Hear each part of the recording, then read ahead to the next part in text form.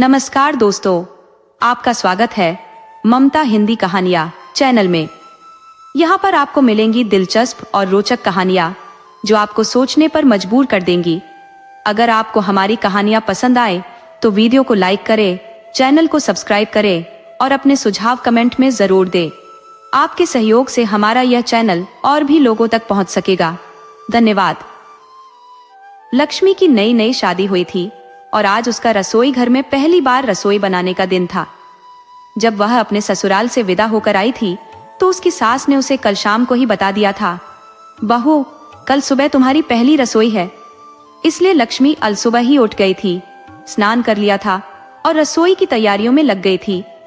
उसने रात को ही अपने पति रमन से परिवार के लोगों की पसंद नापसंद के बारे में विस्तार से पूछ लिया था। लक्ष्मी के नाम में ही नहीं बल्कि उसके व्यक्तित्व में भी सौंदर्य, गुण और धैर्य झलकता था। उसने सुबह सुबह ही रसोई घर को व्यवस्थित कर लिया था और सबसे पहले मीठे पकवान की तैयारी शुरू की। उसने बेसन का हलवा बनाने का निर्णय लिया जो उसकी सास के हर खुशी के मौके पर बनता था और सबको पसंद आता था। ये जानकारी रमन ने उसे पहले ही दे दी थी। रसोई घर में एक खिड़की थी जो गली की ओर खुलती थी। वहां से ठंडी ठंडी हवा आ रही थी जिससे लक्ष्मी को गर्मी का एहसास कुछ कम हो गया था। सब्जियों को काटने के दौरान उसकी ननद उसकी मदद के लिए आ गई। उसने ननद से रसोई की जरूरी सामग्रियों के बारे में पूछा और फिर उसे विनम्रता से वापस भेज दिया। तभी लक्ष्मी के कानों में कुछ औरतों की धीमी धीमी बातें सुनाई देने लगी। आवाज थोड़ी देर बाद और करीब आ गई तो लक्ष्मी को लगा कि शायद वे औरतें उसके ससुराल के बारे में ही चर्चा कर रही हैं। वह खिड़की के पास खड़ी हो गई और हल्के से आंचल को खींचकर देखा। वहां दो औरतें खड़ी बातें कर रही थी जो उसकी सास की उम्र की लग रही थी।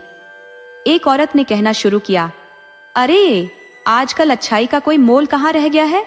देखो बनैली को, जिसे बनिया की घरवाली कहते हैं, कैसे बन नहीं कहलाती है। यहाँ देखो रमन की शादी में उसकी माँ को तो शामिल ही नहीं किया गया और हर जगह बनैली ही मालकिन बनकर घूम रही है। बहू भी ऐसी आई है जो अभी तक अपनी सास से ठीक से मिली भी नहीं है। सास बेचारी तो नौहरे में एक कमरे में बंद पड़ी है। लक्ष्मी यह सुनकर उलझन में पड़ गई कि आखिर ये बनैली कौन है और उसकी असली सास कौन है। उसने और भी ध्यान से उन औरतों की बातें सुननी शुरू कर दी। अब वे और भी गहराई से बोलने लगी, अरे बहन सुना है बनैली के 2 हिस्से खुल गए हैं। ऐसी सुंदर सुगड़ काया और मन की कोमलता, और दहेज की तो पूछो ही मत, जैसे घर भर दिया हो। साक्षात लक्ष्मी का अवतार है, एक औरत ने कहा।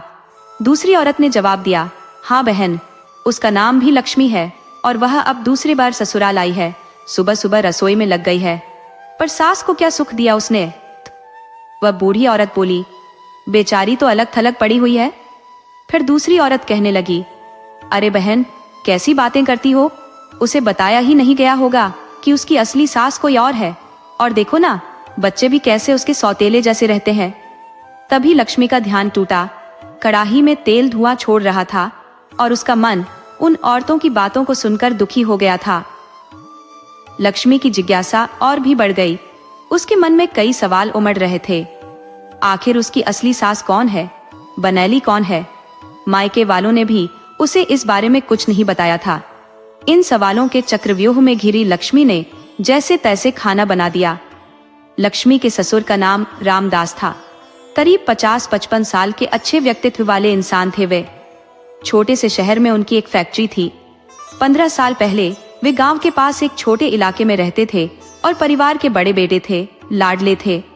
जब उनकी जवानी आई तो कुछ कमजोरियों ने उन्हें जकड़ लिया था। रामदास जी की रंगीन मिजाजी की चर्चाएं आम होने लगी थी। तब उनके माता पिता ने उन्हें रोकने की कोशिश की, लेकिन तब तक देर हो चुकी थी। आखिरकार सोच विचार के बाद परिवार ने एक हल निकाला, शादी। वे मानते थे कि विवाह हर समस्या का समाधान होता है। लड़की की तलाश शुरू हुई और आखिरकार 25 की उम्र तक आते आते रामदास का विवाह रुक्मणी से हो गया। रुक्मणी एक खूबसूरत राजकुमारी जैसी दिखने वाली, जिनके आगमन ने रामदास को मानो कमरे से बाहर निकलने की जरूरत ही खत्म कर दी थी। रामदास हर वक्त रुक्मणी के इर्द गिर्द मंडराता रहता और उसके सौंदर्य पर मोहित हो जाता। रुक्मणी भी अपने पति के इस प्रेम को पाकर निहाल थी। वह कहती, सचमुच आप बहुत झूठ बोलते हैं। और उसकी इस अदाओं पर रामदास मर मिटता था। कुछ वर्षों के बाद रामदास का छोटा भाई पढ़ाई के लिए शहर चला गया और उनकी बहन की भी शादी हो गई। अब रामदास के पिता चाहते थे कि उनका बड़ा बेटा उनका कामकाज संभाले। कई बार रामदास के पिता उसे समझा चुके थे, बेटा अब तुम्हारी उम्र हो गई है, तुम अब गृहस्थी के बन गए हो, परिवार आगे बढ़ेगा तो तुम्हें मेरा हाथ बटाना चाहिए। लेकिन रामदास अभी गृहस्थी के बंधनों में बंधने के लिए तैयार नहीं था। वह हर बार कहता, मेरा अभी कोई ऐसा इरादा नहीं है पिताजी, मेरी खेलने कूदने की उम्र है, काम काज में अभी मन नहीं है। और इस तरह वह बात को टाल देता था। जब रामदास पर किसी भी बात का असर नहीं हुआ तो उसके माता पिता ने उसकी सास को बीच में लाकर बहू का सहारा लिया। वे सोचने लगे कि शायद रुक्मणी की बात मानकर रामदास समझ जाएगा। इस समय तक रुक्मणी अब किशोरी से एक जिम्मेदार पत्नी बनने लगी थी। सास उसे हर दिन नई नई बातें समझाने लगी थी ताकि वे रामदास को कामकाज संभालने के लिए तैयार कर सके। घर में अभी तक कोई नन्हा मुन्ना नहीं आया था, इसलिए परिवार ने सोचा कि अगर रामदास के जीवन में कोई संतान आ जाए तो उसे जिम्मेदारियों का एहसास होगा। हर उपाय की पूरी कोशिश की गई और आखिरकार 1 साल के भीतर पता नहीं कौन सा उपाय काम कर गया। रुक्मणी गर्भवती हो गई और घर में खुशियों की लहर दौड़ गई। रामदास अब खुशी खुशी फैक्ट्री जाने लगा। नियत समय पर बालक का जन्म हुआ और उसका जन्मोत्सव बड़े धूमधाम से मनाया गया। जिंदगी अपनी रफ्तार से आगे बढ़ने लगी। एक बेटी और एक बेटे ने परिवार को पूरा कर दिया। रामदास का भाई शहर में नौकरी पाकर वहीं बस गया और माता पिता धीरे धीरे उनके सुखी परिवार को देखकर स्वर्ग सिधार गए। रुक्मणी अब एक परिपक्व गृहिणी बन चुकी थी। उसकी सारी दुनिया अब घर गृहस्थी में ही समा गई थी। रमन, उनका बड़ा बेटा, अब स्कूल जाने लगा था और उससे छोटी बेटी मीना माता पिता दोनों की दुलारी थी। सबसे छोटा गगन अभी मात्र 2 साल का था। रामदास के बदलते व्यवहार ने रुक्मणी को बहुत बेचैन किया। उसने रामदास को समझाने की बहुत कोशिश की, लेकिन उसके स्वभाव में कोई फर्क नहीं आया। जो रामदास कभी 3 साल तक घर से बाहर कदम नहीं रखता था, आज वही उसकी बात पर ध्यान तक नहीं देता था। देर रात घर आना, कभी कभी बाहर ही खाना खा लेना, यहाँ तक कि कई बार तो रात भर घर न आना उसकी आदत बन गई थी। रुक्मणी ने एक दिन रामदास से कहा, सुनो जी, आज जल्दी आना, बाजार जाना है। तो रामदास ने बेरुखी से जवाब दिया, मुझे जल्दी आने की क्या जरूरत है, तुम अकेली भी तो जा सकती हो। रुक्मणी ने बच्चों की देखभाल की बात की तो वह कहने लगा, देखो बच्चे बड़े हो रहे हैं, कभी कभी मेरा भी थोड़ा ध्यान रखा करो तो मैं जल्दी आ सकता हूँ।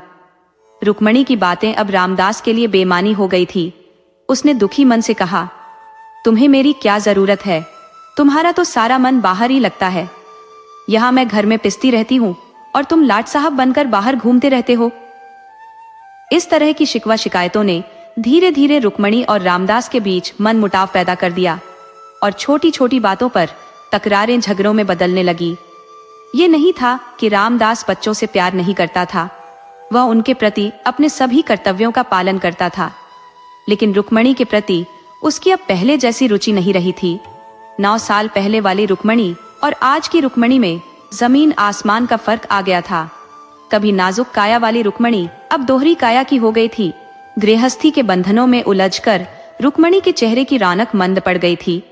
उसके स्वभाव में भी अब वह पहले जैसी मधुरता नहीं रही थी।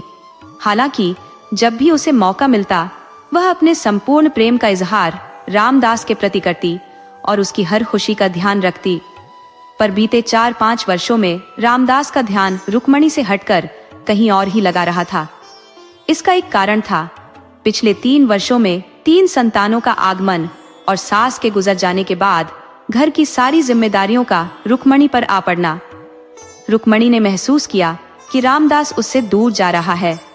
उसने कोशिश की कि उसे अपनी मुश्किलों और बच्चों की जरूरतों के बारे में बताकर अपनी ओर खींच सके, पर हर बार वह अनसुना कर दिया जाता। रामदास हमेशा यही कहता, तुझे किस चीज की कमी है, मैं तेरी सारी जरूरतें पूरी कर रहा हूँ, फिर क्यों परेशान होती है। रुक्मणी कहती, सुविधाएं सब कुछ नहीं होती, मुझे तुम्हारा साथ चाहिए, तुम्हारा सहयोग चाहिए। लेकिन रामदास का दिल अब पिघलने वाला नहीं था। असल में अब रुक्मणी से रामदास की दिलचस्पी खत्म हो चुकी थी। उसकी बातों का जवाब देना तो दूर, वह उससे बचने लगा था।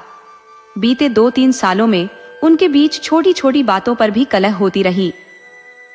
रामदास के प्रेम के बिना रुक्मणी की स्थिति ऐसी हो गई थी कि वह अपनी इच्छाओं को कुचलते हुए अंदर ही अंदर घुटने लगी थी। अब तो छोटी छोटी बातों पर वह झगड़ा करने को तैयार रहती। उसका स्वभाव चिड़चिड़ा हो गया था। इन हालातों का असर बच्चों पर भी पड़ने लगा था। माता पिता के रोज रोज के झगड़ों ने बच्चों को डरा दिया था। रुक्मणी का क्रोध और असंतोष कभी कभी निर्दोष बच्चों पर उतर जाता और वे सब इस तनाव से बचने के लिए अपने अपने में सिमटने लगे। अब रामदास भी शहर की फैक्ट्री में ज्यादा समय बिताने लगा था। माता पिता के गुजर जाने के बाद तो वह बिल्कुल आजाद हो गया था और रुक्मणी की गृहस्थी में फंसने के बजाय उसने अपने पुराने दोस्तों के साथ वक्त बिताना शुरू कर दिया। फिर जब रुक्मणी ने होश संभाला तो रामदास उसके दायरे से बाहर निकल चुका था। दोनों के बीच अब एक बड़ी खाई पसर चुकी थी, जिसने उनके रिश्ते को खोखला बना दिया था। इस परिस्थिति का असर बच्चों पर भी पड़ने लगा था और रामदास और भी दूर होता चला गया। फैक्ट्री में रामदास का सामना अक्सर लाला चंद्रलाल मुंशी से होता था, जो पिता के समय से ही वहां काम कर रहे थे। रामदास उनके प्रति काफी सम्मान रखता था और फैक्ट्री के सारे कागज पत्रों का जिम्मा उन पर छोड़ दिया करता था। लाला चंद्रलाल उम्र में बुजुर्ग थे और बेटी की तरह रामदास को सलाह देते रहते थे।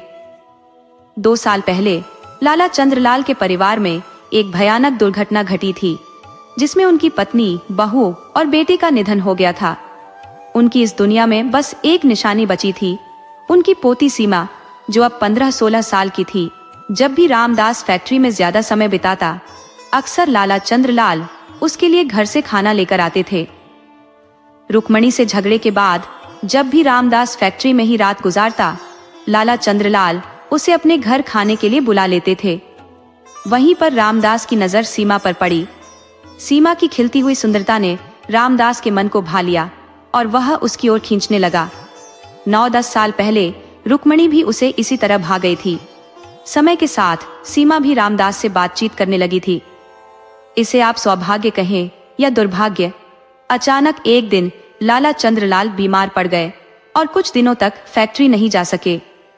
जब रामदास इस बात की जानकारी लेने उनके घर पहुंचा, तो उसने देखा कि लाला चंद्रलाल की तबीयत नासाज है और उनकी देखभाल की जिम्मेदारी रामदास ने स्वयं अपने कंधों पर ले ली। इस तरह रामदास का घर में आना जाना बहुत बढ़ गया। अब वह सुबह होते ही वहां पहुंच जाता और नाश्ते से लेकर रात के खाने तक वहीं पर ही रह जाता। सीमा के साथ उसकी बातचीत भी बढ़ने लगी थी और वो उसे बहुत ही अदब से साहब कहकर बुलाती थी। जैसे जैसे रामदास की सीमा से निकटता बढ़ रही थी, वैसे वैसे रुक्मणी उसके दिल से और भी दूर होती जा रही थी। सीमा के लिए यह सब कुछ समझ से बाहर था। अपने माता पिता के गुजरने के बाद उसके लिए दादा ही एकमात्र सहारा थे और उनकी बीमारी के समय में रामदास का समर्थन उसके लिए बहुत महत्वपूर्ण था। दूसरी ओर लाला चंद्रलाल अपनी पोती सीमा के भविष्य को लेकर चिंतित थे। उन्होंने रामदास से कहा, बेटा, मेरी बीमारी अब ठीक होती नहीं दिख रही। लगता है जल्द ही मेरा समय आ जाएगा। मेरे बाद सीमा का क्या होगा? रामदास ने उन्हें तसल्ली देते हुए कहा, मुंशी जी, आप बिल्कुल चिंता मत करें। जल्द ही आप स्वस्थ हो जाएंगे और मैं तो यहाँ हूँ ही सीमा की पूरी देखभाल के लिए। बस आप ईश्वर पर भरोसा रखिए। लेकिन नियति ने लाला चंद्रलाल का साथ छीन लिया और वे दुनिया से विदा हो गए। पीछे छोड़ गए मासूम सीमा और रामदास को। अब सीमा के लिए रामदास ही एकमात्र सहारा था और रामदास ने इस स्थिति का पूरा फायदा उठाया। वह सीमा की देखभाल में अपना अधिकतर समय बिताने लगा और धीरे धीरे सीमा उस पर पूरी तरह निर्भर हो गई। फिर एक दिन ऐसा आया जब रामदास घर लौटा तो उसके साथ सीमा भी थी। अब वह उसकी दूसरी पत्नी बन चुकी थी। रुक्मणी के दिल में जो थोड़ी बहुत उम्मीद बची थी, वह भी पूरी तरह से खत्म हो गई। अपने ही घर में अपने पति के साथ किसी दूसरे स्त्री की उपस्थिति सहन करना किसी भी स्त्री के लिए बेहद कठिन होता है। जब यह सब बातें आंखों से ओझल थी, तो शायद रुक्मणी का दिल इसे बर्दाश्त कर जाता, लेकिन अब यह स्पष्ट हो चुका था। रामदास ने सीमा का परिचय इस तरह कराया कि यह तुम्हारी छोटी माँ है, और सीमा रुक्मणी को जीजी कहकर संबोधित करती थी। उसे रुक्मणी का पूरा अधिकार समझ में नहीं आता था, लेकिन यह जरूर जानती थी कि उसने रुक्मणी की जगह ले ली है। सीमा की कोशिश यही रहती कि वह रुक्मणी को दुख न पहुंचाए, लेकिन रुक्मणी के लिए इससे बड़ा दुख क्या हो सकता था कि उसके अधिकारों पर उसी की आंखों के सामने डाका डाला जा रहा था और वह कुछ नहीं कर सकी थी। एक दिन रुक्मणी ने गुस्से में कहा, सुनो, तुम्हें मुझे जीजी कहने की कोई जरूरत नहीं है। मैं तुम्हारी जीजी नहीं हूँ। भगवान करे किसी को भी तुम्हारे जैसी छोटी बहन ना मिले। ऐसा कहकर उसने सीमा को ठुकरा दिया। सीमा के मासूम सवाल पूछने पर रुक्मणी क्रोध में पैर पटकती हुई चली गई। सीमा दुखी मन से माँ से बात कर अपने कमरे में चली गई और सारा दिन उदास अपने ही विचारों में खोई रही। रात को जब रामदास घर लौटा और उसने सीमा के बुझे हुए चेहरे को देखा तो पूछ बैठा, क्या हुआ सीमा? उसकी आंखों में आंसू भर आए और रोते रोते उसने रुक्मणी की सारी बातें रामदास को बता दी। रामदास सब कुछ समझता था, लेकिन अब उसके लिए सीमा अधिक अहमियत रखती थी। वह सीमा को अधिक तवज्जो देने लगा था। रामदास ने सीमा को सांत्वना देते हुए कहा, तुम्हें रुक्मणी की बातों की परवाह करने की कोई जरूरत नहीं है। तुम अपने काम से काम रखा करो। जो भी कहना हो मुझसे कहो, मैं हमेशा तुम्हारे लिए हूँ। कुछ दिनों में सब ठीक हो जाएगा। ऐसा कहकर उसने सीमा को अपने गले से लगा लिया। इसके बाद रामदास और रुक्मणी के बीच बातें होना बिल्कुल बंद हो गई। एक तरफ रामदास के मन में रुक्मणी के सामने अपराध बोध था और दूसरी तरफ रुक्मणी का क्रोध, जिसने दोनों को एक दूसरे से पूरी तरह दूर कर दिया था। अब रामदास पूरी तरह से सीमा का हो गया था। उसने बच्चों की जरूरतों को भी सीमा से पूछकर ही पूरा करना शुरू कर दिया। बच्चों की मासूमियत भरी बातें सुनकर सीमा का दिल खुश हो जाता था। 3-4 साल तक अकेलेपन में बिताने के बाद सीमा अब एक भरे पूरे परिवार का हिस्सा बन गई थी। जब बच्चे उसे छोटी माँ कहकर बुलाते तो उसके भीतर बड़प्पन का एहसास होता, और जब रामदास उसके लिए स्नेह बरसाता, उसकी हर छोटी बड़ी ख्वाहिश पूरी करता, तो जैसे पिता की कमी पूरी हो जाती थी। इस घर में एक अजीब सा रिश्ता पनप रहा था, जहां एक तरफ रामदास और सीमा का अपनापन था, वहीं दूसरी तरफ रुक्मणी की नफरत और दूरी बढ़ने लगी थी। रुक्मणी की यह नफरत बच्चों पर भी असर डालने लगी, क्योंकि वह अपने बच्चों को सीमा से दूर रखना चाहती थी। उसे डर था कि जैसे उसका पति उसे छोड़ चुका है, वैसे ही उसके बच्चे भी कहीं सीमा के प्यार के चलते उससे दूर ना हो जाएं। इन हालातों ने रुक्मणी को और भी अधिक चिड़चिड़ा बना दिया था, जबकि सीमा को इन घटनाओं का फायदा हुआ, क्योंकि बच्चों को अब रामदास और सीमा का अधिक प्यार और दुलार मिलने लगा था। 2 साल गुजरते गुजरते सीमा गर्भवती हो गई। इस दौरान रुक्मणी के मन में उपजे गहरे दुख के साए और भी गहरे होते गए। वह अब दिल से मानने लगी थी कि समाज में रुक्मणी को ही पत्नी का दर्जा प्राप्त है, लेकिन घर के माहौल में अब सब कुछ बदल चुका था। जैसे जैसे समय बीत रहा था, सीमा ने रामदास के मन में रुक्मणी के खिलाफ धीरे धीरे संदेह के बीज बोने शुरू कर दिए। उसने रुक्मणी के खिलाफ बातें रामदास के कानों में भरनी शुरू कर दी। हालांकि रामदास ने अब तक रुक्मणी के साथ कोई दुर्व्यवहार नहीं किया था और वह अपने बच्चों को बहुत प्यार करता था, लेकिन सीमा के प्रति रुक्मणी के व्यवहार पर उसे खिन्नता होती थी। फिर भी वह सब कुछ अनदेखा कर दिया करता था। सीमा ने अब रामदास पर दबाव डालना शुरू कर दिया, ताकि वह रुक्मणी के अधिकार को कम करके उसके हिस्से में अधिक से अधिक प्रेम और महत्व दे सके। कि वे शहर जाने और वहीं घर स्थानांतरित होने का विचार धीरे धीरे सीमा के मन में गहराने लगा। वहां जाकर रामदास फैक्ट्री का संचालन भी सहजता से कर सकेगा और साथ ही उनका परिवार भी एकजुट रहेगा। सीमा का मानना था कि वहीं उनके आने वाले बच्चे का जन्म होगा और समाज उसे रामदास की पत्नी के रूप में मान्यता देगा। कई दिन की झिझक और अनिर्णय के बाद रामदास ने सीमा की बात मान ली और शीघ्र ही परिवार के साथ शहर में जाकर बस गया। शहर पहुंचने के पश्चात सीमा ने कोठी के पिछवाड़े में नौहरे का एक छोटा सा कमरा रुक्मणी को दे दिया, जबकि बच्चों को अपने साथ मुख्य कोठी में रख लिया। उसे इस बात का पूरा भान था कि रामदास अपने बच्चों से गहरा स्नेह करता है और बच्चों की उपस्थिति उसे और करीब लाएगी। बच्चों से उसका कोई बैर न था। दरअसल रुक्मणी की नफरत ही थी जिसने उसे बच्चों से दूर कर दिया था। प्रारंभिक दौर में सीमा ने रुक्मणी के प्रति छोटी बहन जैसा स्नेहिल व्यवहार रखा था, लेकिन धीरे धीरे उसने खुद को रुक्मणी की परिस्थितियों का दोषी मानना बंद कर दिया।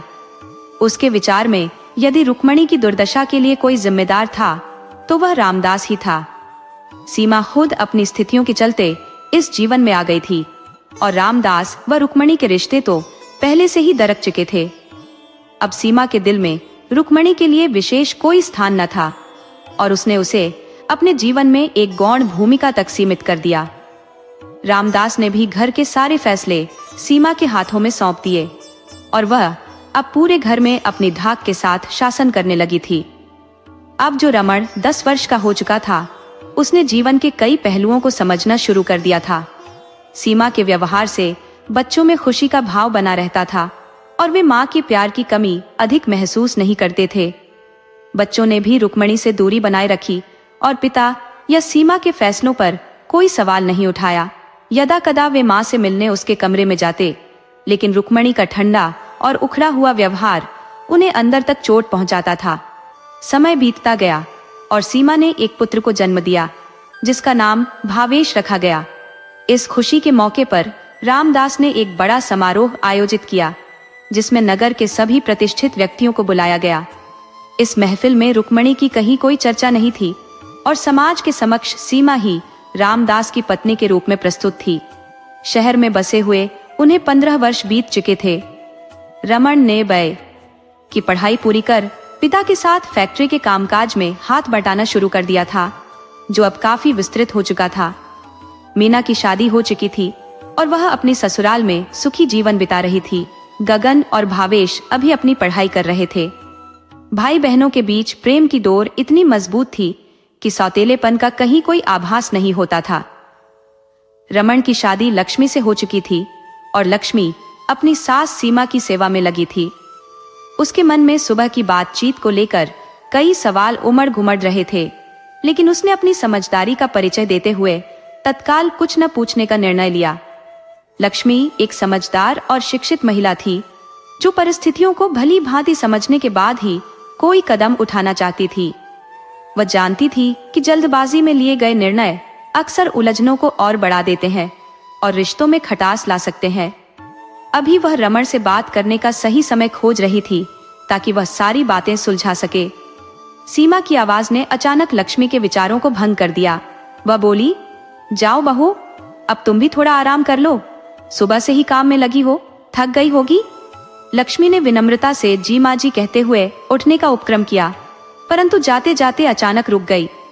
सीमा ने भांप लिया कि लक्ष्मी कुछ कहना चाहती है। उसने पूछा, क्या बात है, कुछ कहना चाहती हो?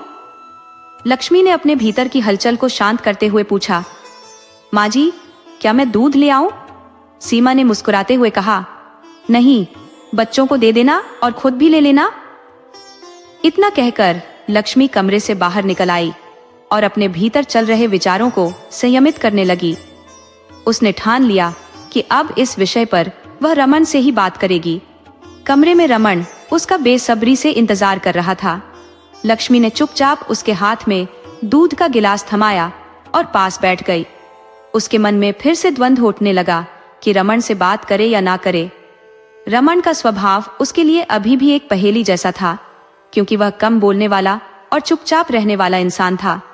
उसे समझने में अभी समय लगने वाला था और यही कारण था कि लक्ष्मी के मन में एक संकोच था। रमन, जो अपनी नई नवेली पत्नी की खुशी के बारे में सोच रहा था, लक्ष्मी के चेहरे की गंभीरता देखकर अचंभित हो गया। उसने लक्ष्मी को चुपचाप और गहरी सोच में डूबा हुआ देखा तो पूछ बैठा, क्या सोच रही हो लक्ष्मी? लक्ष्मी ने जल्दी से अपने विचारों को छिपाने की कोशिश की और बोली, कुछ नहीं, बस थोड़ा थक गई हूँ। रमन ने लक्ष्मी के हाथ से गिलास लेते हुए उसके चेहरे की थकान को समझने का प्रयास किया। उसने सोचा, शायद मायके में लक्ष्मी ने कभी इतना काम नहीं किया होगा और आज सारा दिन उसने घर के कामों को संभाला है। रमन का मन उसे कुछ पूछने के लिए मचल उठा, लेकिन वह बात शुरू करने से पहले ही खुद को रोक लेता।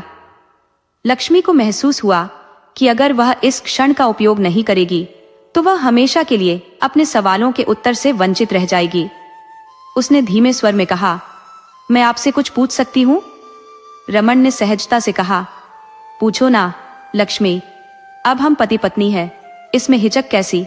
अगर मुझसे दिल की बात नहीं करोगी तो और किससे करोगी? लक्ष्मी ने थोड़ी हिम्मत जुटाई और बोल पड़ी, रमन जी, मैं जानना चाहती हूँ कि ये सीमा मम्मी कौन है और आपकी अपनी माँ कहाँ है? ये सवाल जैसे एक विस्फोट था। रमन के चेहरे पर हैरानी की लहर दौड़ गई। उसका हाथ लक्ष्मी के हाथ से फिसल गया और वह सोच में डूब गया कि लक्ष्मी को यह बात किसने बताई। उसने घबराकर पूछा, घर में कोई चर्चा हुई है क्या? लक्ष्मी ने गंभीर स्वर में कहा, नहीं, घर में कोई बात नहीं हुई। लेकिन क्या यह सच है? उसने रमन का हाथ थामकर फिर पूछा। रमन का चेहरा सफेद पड़ गया और उसने बुझे स्वर में कहा, हाँ, यह सच है। रमन की सोच में डूबे होने का प्रश्न था। आखिर उसे यह कैसे पता चला? सीमा की माँ तो हर संभव प्रयास में लगी थी कि शादी से उसे दूर ही रखा जाए। अब इस पर सीमा की माँ क्या कहेंगी? हमने तो इस बात को उसके परिवार से भी छिपा रखा था। हल्की घबराहट से रमन ने पूछा, सीमा, तुम्हें कैसे मालूम हुआ लक्ष्मी? उसने अपने हाथ को उसकी पत्नी के कंधे पर रखते हुए कहा। उसकी नजरें लक्ष्मी की आंखों में जैसे जवाब खोजने लगी। लक्ष्मी ने तब बताया कि सुबह गली में कुछ औरतें जो बातें कर रही थी वह उसने सुनी थी। इस पर रमन ने कहा, सीमा हमारी छोटी माँ है, लेकिन मेरी असली माँ रुक्मणी है जो कोठी के पीछे रहती है। रमन ने अपने बचपन से लेकर अब तक की सारी कहानी लक्ष्मी के सामने रख दी। उसकी आंखों में आंसू थे जो उसकी असहायता और विवशता को बयान कर रहे थे। उसने बताया कि सीमा माई हमेशा उनकी माँ के खाने पीने और पहनावे का ध्यान रखती थी। बचपन में कभी पढ़ाई का बहाना बनाकर उन्हें माँ से दूर रखा गया, तो कभी माँ की मानसिक स्थिति का हवाला देकर उन्हें अलग रखा गया। रमन ने कहा, जब तक मैं छोटा था तब भी माँ से मिलने के मौके निकालता था, लेकिन व्यस्तता में कभी कभी ही माँ के पास जाकर उन्हें खाना खिलाता और देख आता था। लक्ष्मी ने आश्चर्य से रमन को देखा, जैसे वह किसी अनहोनी को देख रही हो। उसने कहा, रमन जी, कैसे कोई अपनी ही माँ के साथ ऐसा कर सकता है? तुम्हारे पिता ने तुम्हारी माँ के साथ अन्याय किया और तुम भी कभी विरोध नहीं कर पाए। तब तुम छोटे थे, पर अब तुम समर्थ हो। आज तुम्हारी क्या मजबूरी है? उसकी आवाज में दुख के साथ क्रोध भी था। रमन ने गहरी सांस लेते हुए कहा, लक्ष्मी, घर का माहौल तुम नहीं जानती। छोटी माँ इस घर की मालकिन है। जो वह सही समझती है वही होता है। हम उनके सामने कुछ नहीं कह सकते। इंदिरा ने एक थके हुए और लाचार स्वर में कहा। तो लक्ष्मी बोली, पर क्या तुमने कभी घर में यह बात उठाई कि तुम अपनी माँ को अपने साथ रखना चाहती हो? आखिर तुम घर के बड़े बेटे हो, इतना हक तो तुम्हारा होगा ही। लक्ष्मी का यह सवाल सुनकर रमन ने जवाब दिया, नहीं, फैक्ट्री और ये घर दोनों पापा के नाम पर है। सीमा माई ने ही बचपन से हमारा ख्याल रखा है। हम तीनों भाई बहनों को माँ का प्यार दिया है। हम उन्हें कैसे नाराज कर सकते हैं? और अगर पापा भी नाराज हो गए तो? रमन ने अपने विचार और अपनी मजबूरियां लक्ष्मी के सामने रख दी। और मम्मी तो वैसे भी मानसिक रूप से अस्थिर है। लक्ष्मी ने गहरी सांस लेते हुए कहा, रमन, वो तुम्हारी सगी माँ है और उनकी इस हालत के लिए जिम्मेदार कौन है, क्या तुम नहीं जानते? रमन स्तब्ध होकर लक्ष्मी को देखने लगा और बोला, लेकिन लक्ष्मी, मेरे हाथ में क्या है? अगर छोटी माँ और पापा नाराज हो गए तो हम दोनों का नुकसान हो सकता है। उसकी आंखों में छिपा हुआ डर अब साफ साफ लक्ष्मी के सामने आ गया था। लक्ष्मी उसकी चिंता को समझते हुए बोली, ये कोई नुकसान नहीं होगा रमन जी। वह सोचते हुए बोली, तुम चिंता क्यों कर रहे हो? मैं इस घर की बहू हूँ और सब कुछ संभाल लूंगी। किसी को नाराज नहीं होने दूंगी और मम्मी जी भी धीरे धीरे ठीक हो जाएंगी। मुझे बस तुम्हारा साथ चाहिए। लक्ष्मी की बात सुनकर रमन ने कुछ कहने की कोशिश की, लेकिन लक्ष्मी ने उसे टोकते हुए कहा, तुम इन किंतु परंतु को छोड़ो।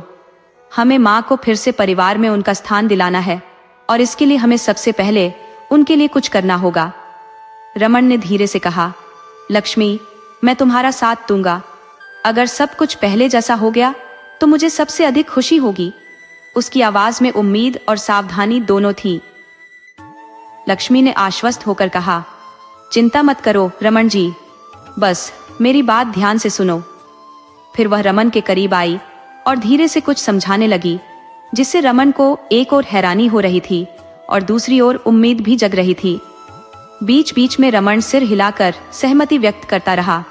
अंत में जब लक्ष्मी ने सब समझा दिया तो रमन ने मुस्कुराते हुए कहा, तुमने तो सच में कमाल कर दिया। मैं तो कभी ऐसा सोच भी नहीं सकता था, ना ही मेरे पास इतनी हिम्मत थी। तुम मेरे जीवन में जैसे खुशियों की बहार लेकर आई हो। लक्ष्मी ने मुस्कुराते हुए कहा, तो फिर मुझे इनाम दीजिए। रमन हंसते हुए बोला, क्या दूं? मेरा सब कुछ तो तुम्हारा ही है। जो भी कहोगी मैं उसे पूरा करने की कोशिश करूंगा। उसने प्यार से लक्ष्मी का हाथ थाम लिया और कहा, बस तुम्हारा प्यार और विश्वास चाहिए लक्ष्मी।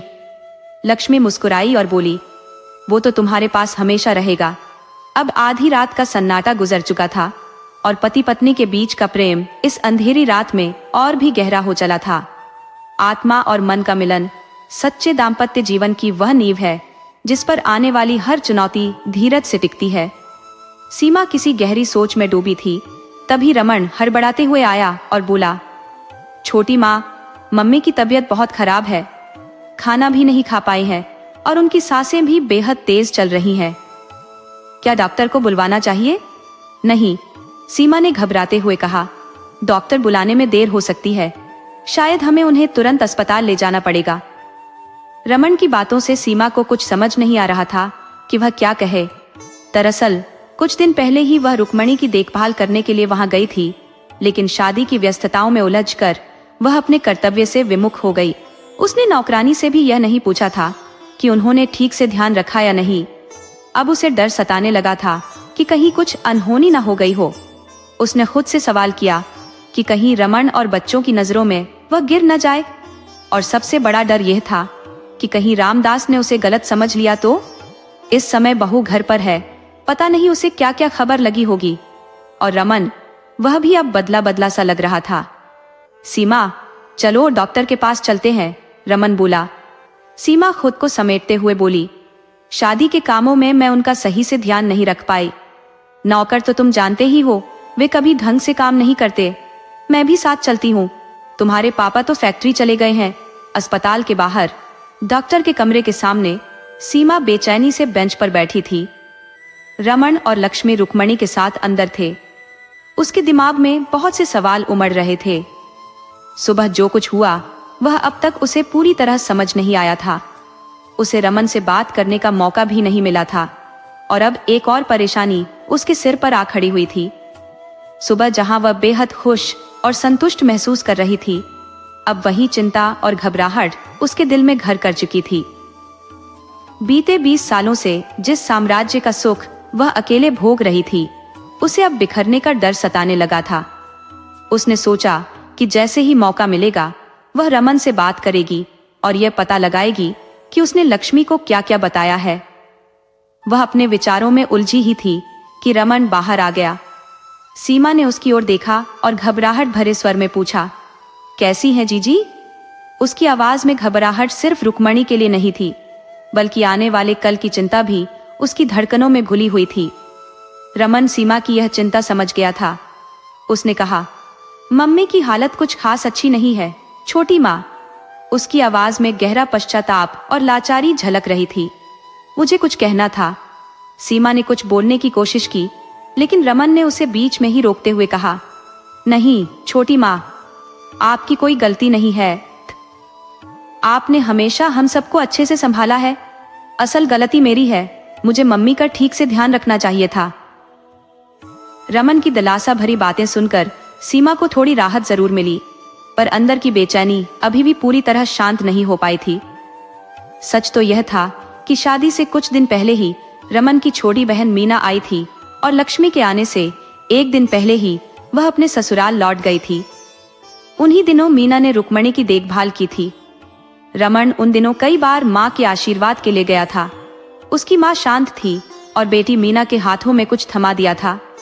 मीना की शादी के बाद से ही जब भी वह आती, उसकी कोशिश रहती कि माँ के साथ समय बिताए। भले ही सीमा का अब भी आदर करती थी। सीमा ने इस बात को महसूस किया था, लेकिन मीना ने उसे कभी कुछ नहीं कहा। मीना पहले भी आती थी और हमेशा से ही वह सीमा का मान सम्मान करती रही थी। रमन के व्यवहार में भी सीमा ने कोई बदलाव महसूस नहीं किया था, जिससे उसे एक प्रकार की संतुष्टि मिली थी। छोटी माँ, मैं आपको घर छोड़ देता हूँ, आप काफी थक गई होंगी, रमन ने कहा। सीमा ने उसे रुकते हुए कहा, रमन, मुझे तुमसे कुछ पूछना है। सीमा के दिल में बेचैनी थी। रमन ने कहा, हाँ छोटी माँ, पूछिए क्या पूछना है। सीमा ने फिर हिम्मत करते हुए कहा, रमन, क्या तुमने लक्ष्मी को यह बताया है कि मैं तुम्हारी सौतेली माँ हूँ और रुक्मणी जीजी तुम्हारी सगी माँ है? और क्या तुमने उसे और कुछ बताया है? सीमा ने बेचैन मन से रमन से यह सवाल किया, पर तभी पवन कुछ कहने ही वाला था कि लक्ष्मी आ गई और रमन चुप हो गया। लक्ष्मी ने एक पर्ची देते हुए कहा, ये दवाइयां हैं, और फिर चुप हो गई। रमन दवाइयां लेने चला गया और सीमा के मन में बेचैनी की लहर फिर से उठने लगी। अब सीमा सोचने लगी कि रमन से तो बात नहीं हो पाई, क्या लक्ष्मी से पूछूं? तभी लक्ष्मी ने कहा, माँ जी, आप कुछ सोच रही हैं? सीमा ने कहा, हाँ, मुझे तुमसे कुछ पूछना है बहू। लक्ष्मी ने जानबूझकर अनजान बनने का नाटक किया और बोली, पूछिए माँ जी। सीमा ने साहस जुटाते हुए पूछा, लक्ष्मी, क्या रमन ने तुम्हें मेरे बारे में कुछ बताया है? लक्ष्मी ने थोड़ा हिचकिचाते हुए कहा, जी। और फिर उसने पैनी नजरों से सीमा की ओर देखा। सीमा ने बात बदलते हुए पूछा, रुक्मणी दीदी की तबीयत अब कैसी है? क्या मैं उन्हें देख आऊं? लक्ष्मी बोली, नहीं, वे अभी ठीक नहीं है और सो रही है, दवाइयों का असर है, आप चाहें तो दूर से देख सकती है। सीमा ने झिझकते हुए कहा, नहीं, अगर वे सो रही हैं तो बाद में देख लूंगी। दोनों कुछ देर चुप रहीं, पर फिर सीमा से रहा नहीं गया और उसने फिर पूछा, लक्ष्मी, तुम्हें कैसे पता चला कि मैं तुम्हारी सौतेली माँ हूँ और रुक्मणी दीदी तुम्हारी सगी माँ? लक्ष्मी ने कहा, माँ जी, रमन ने तो मुझे कुछ नहीं बताया था, यह तो मुझे गली में कुछ औरतों से पता चला। वे हमारे घर के बारे में बातें कर रही थी। कल जब मैं किचन में काम कर रही थी तो उनकी बातें मेरे कानों में पड़ गई। सीमा ने फिर पूछा, क्या कह रही थी वे औरतें? लक्ष्मी ने उन औरतों की बातचीत को थोड़ा घुमा फिराकर सीमा के सामने रख दिया और सच्चाई को उसी तरीके से प्रस्तुत किया जैसे उसने सुना था। लक्ष्मी की बात सुनकर सीमा ने गहरी सांस ली और धीरे से बोली, बहू, मैं तुम्हें क्या बताऊं, रुक्मणी दीदी को कभी कभी मानसिक रोग के द्वारे पड़ते हैं, इसलिए उन्हें कोठी के पीछे के कमरे में रखा गया है। उस वक्त वह खुद को या किसी और को भी नुकसान पहुंचा सकती है। बहू, तुम मेरे बारे में गलत मत सोचना। अगर मैं रुक्मणी जीजी के साथ रहती तो मीना और गगन को अपने बच्चों की तरह कैसे पाल पाती। रमन और मैंने हमेशा मीना और गगन को अपने बच्चों जैसा ही माना। मेरा भाग्य ही ऐसा है बहू कि रुक्मणी जीजी जब से हमारे घर आई तब से उनकी मानसिक स्थिति बिगड़ने लगी। पहले वह सिर्फ मानसिक रूप से थोड़ी अस्थिर और चिड़चिड़ी थी, पर बाद में उनका हाल और भी खराब हो गया। सीमा अपनी सफाई देती रही, मानो उसे एक ही सांस में सब कुछ कह देना हो। लक्ष्मी ने देखा कि सीमा की आंखें नम हो गई थी। वह उठकर दूर एक बेंच पर जाकर बैठ गई और अपने चेहरे को अपने हाथों से ढक लिया।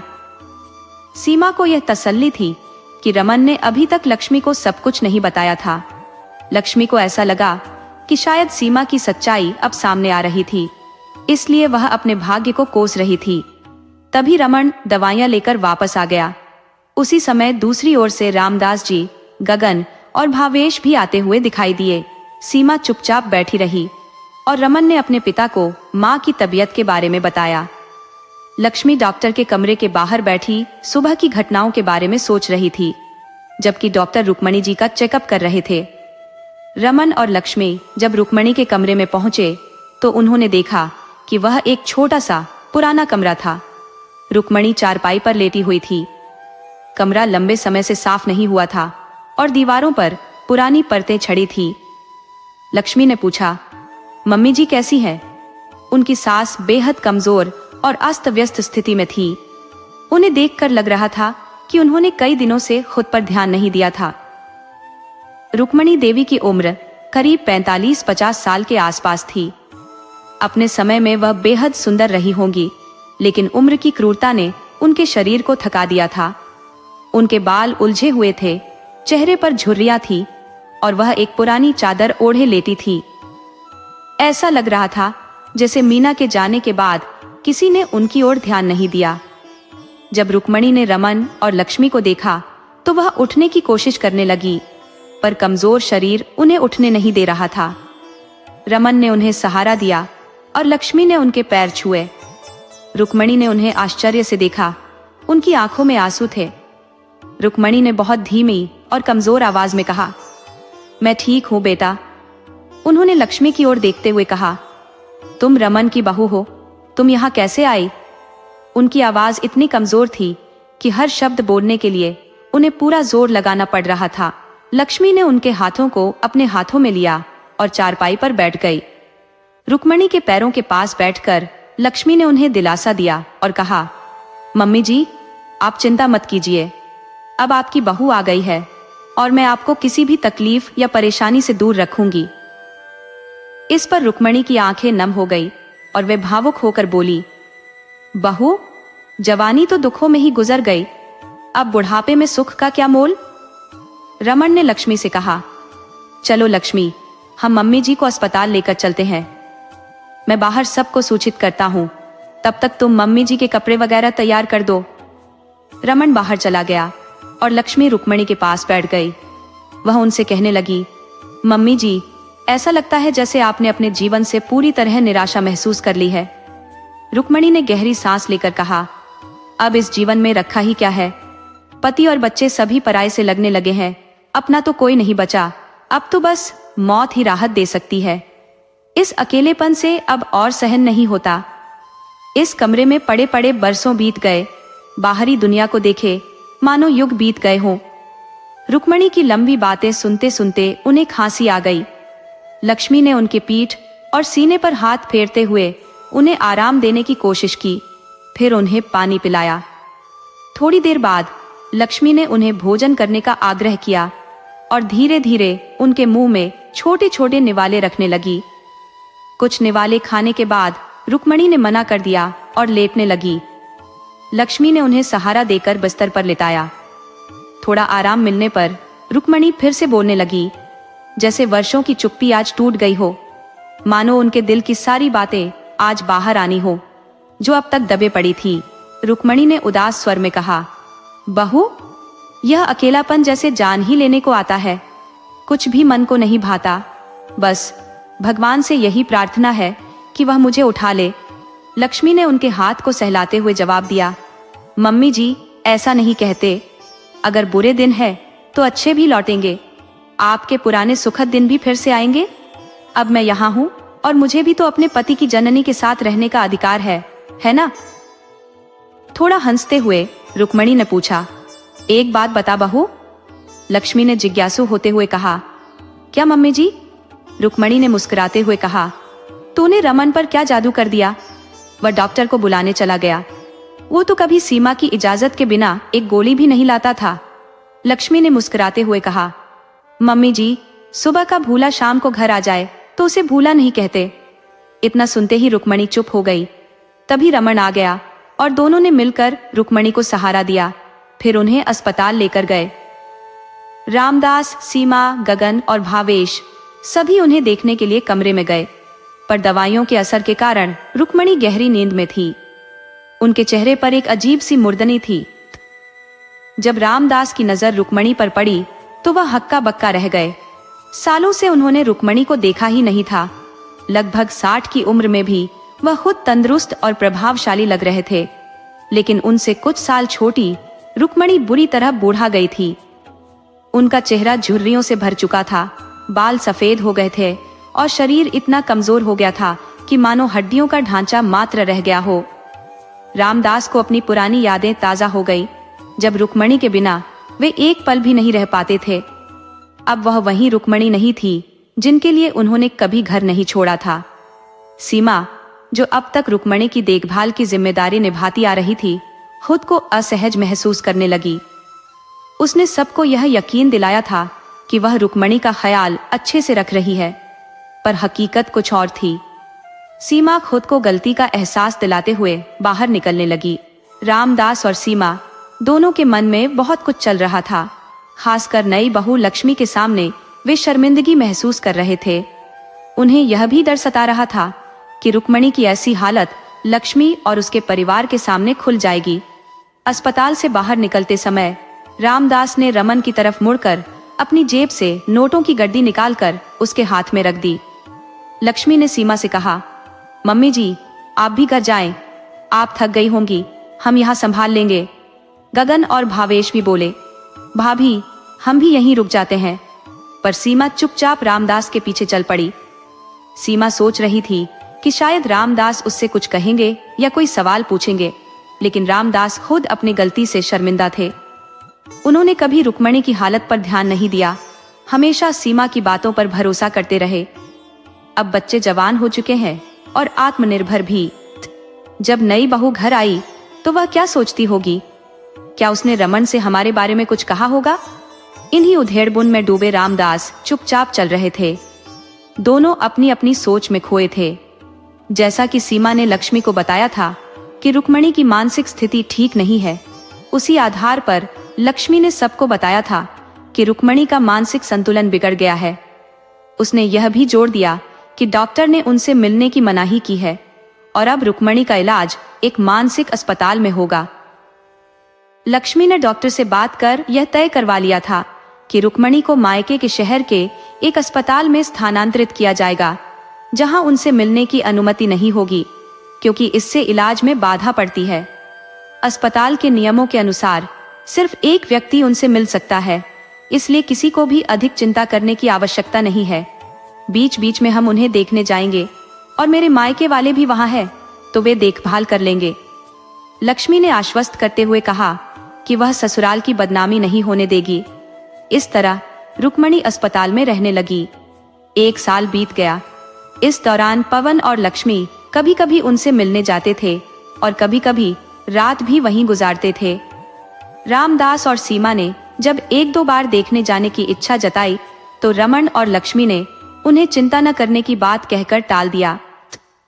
सीमा और रामदास वैसे भी अपने अंदर की शर्मिंदगी से जूझ रहे थे और रुक्मणी का सामना करने की हिम्मत नहीं जुटा पा रहे थे।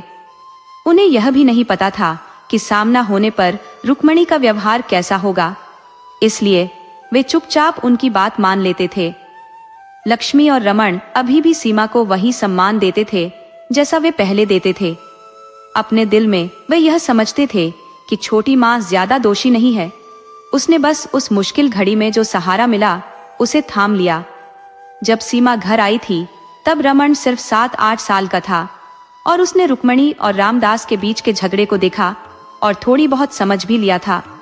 सीमा ने शुरू में रुक्मणी की माँ जैसी भूमिका निभाई, लेकिन माँ अपने पति की बेवफाई को सहन नहीं कर पाई और उसने अपना सारा गुस्सा बच्चों और सीमा पर निकाला। गलती पिता की थी, लेकिन सजा सभी को मिली।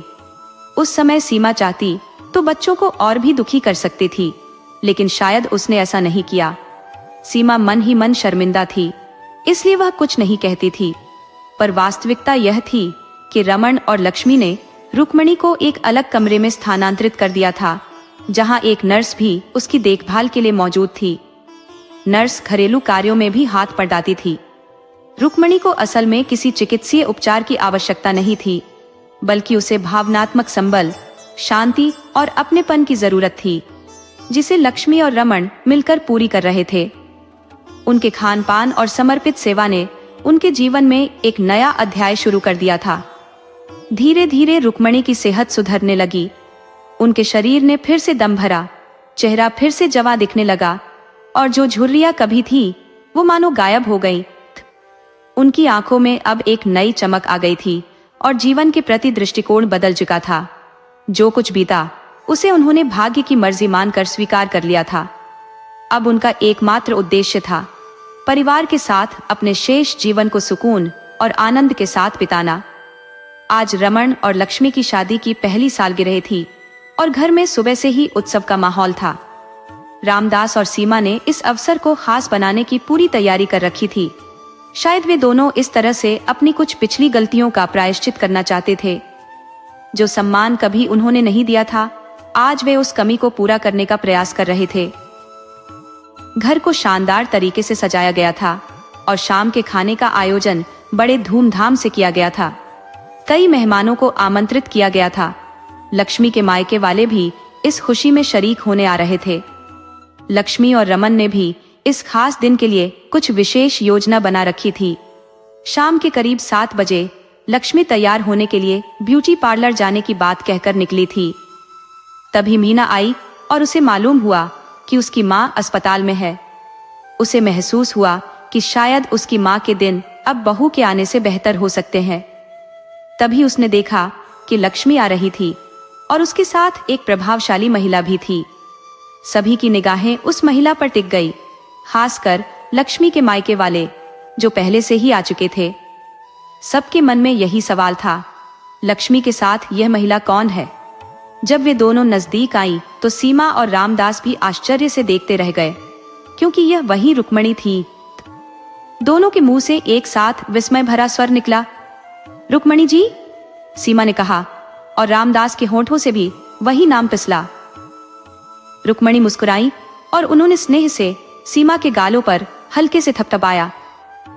यह स्पर्श जैसे सीमा के मन को आश्वस्त कर गया कि रुक्मणी ने उसे दिल से माफ कर दिया है। तुरंत ही सीमा उनके चरणों में झुक गई और आंखों में आंसू ले बोली, मुझे माफ कर दीजिए जीजी, मैंने आपके साथ बहुत अन्याय किया। रुक्मणी ने उसे उठाया और गले से लगा लिया। वे बोली, तुमसे कोई भूल नहीं हुई है सीमा, तुमने मेरे बच्चों को कभी सौतेले नहीं समझा, हमेशा माँ की तरह प्यार दिया, दुलार किया। सबसे बड़ी बात तो ये है कि तुमने लक्ष्मी जैसी बहू को इस घर में लाकर मेरा जीवन फिर से सार्थक बना दिया। तुम्हारी कोई बड़ी गलती नहीं थी, तुम तो खुद एक बच्ची थी उस समय। रामदास अपने के पर बेहद लज्जित थे। उन्होंने अपने दोनों हाथ जोड़कर रुक्मणी के सामने झुका दिए और बोले, मैं अपने कर्मों पर अत्यधिक शर्मिंदा हूँ रुक्मणी, मैंने तुम्हारे साथ बहुत अन्याय किया, मुझे माफ कर दो, शायद मैं माफी के लायक भी नहीं हूँ। रुक्मणी ने उन्हें शांत कराते हुए कहा, जो बीत गया उसे भुला दीजिए। आपने जो किया वह माफी के योग्य तो नहीं, पर आपने इस घर में बच्चों को कभी किसी कमी का एहसास नहीं होने दिया। सीमा ने उनका भरपूर ख्याल रखा। मैं आपको आपकी गलतियों के लिए माफ करती हूँ।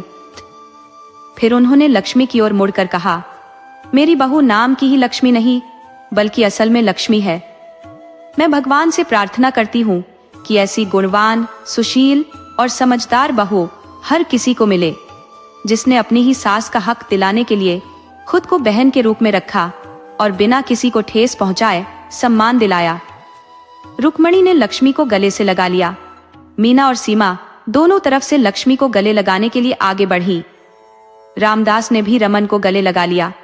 गगन और भावेश ने रुक्मणी के चरणों में शीश नवाया और चारों ओर खुशियों का माहौल था। आज रुक्मणी को वही सम्मान मिला जो उनके पहले था।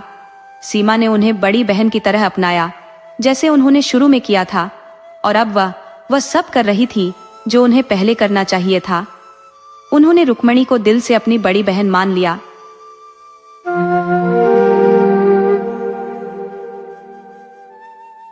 उत्तर प्रदेश के एक सुदूर गांव में एक परिवार वास करता था, जिसमें मात्र 5 सदस्य निवास करते थे। उस परिवार के मुखिया का नाम बलदेव सिंह था, जबकि उसकी पत्नी को दयावती के नाम से जाना जाता था। उनके 3 संतानें थीं, 2 पुत्र और 1 पुत्री। बलदेव सिंह, जो कि 5 फुट 10 इंच के लंबे और बलिष्ठ शरीर के धनी थे, जहां से भी गुजरते लोग उसे एक नजर देखने को विवश हो जाते थे।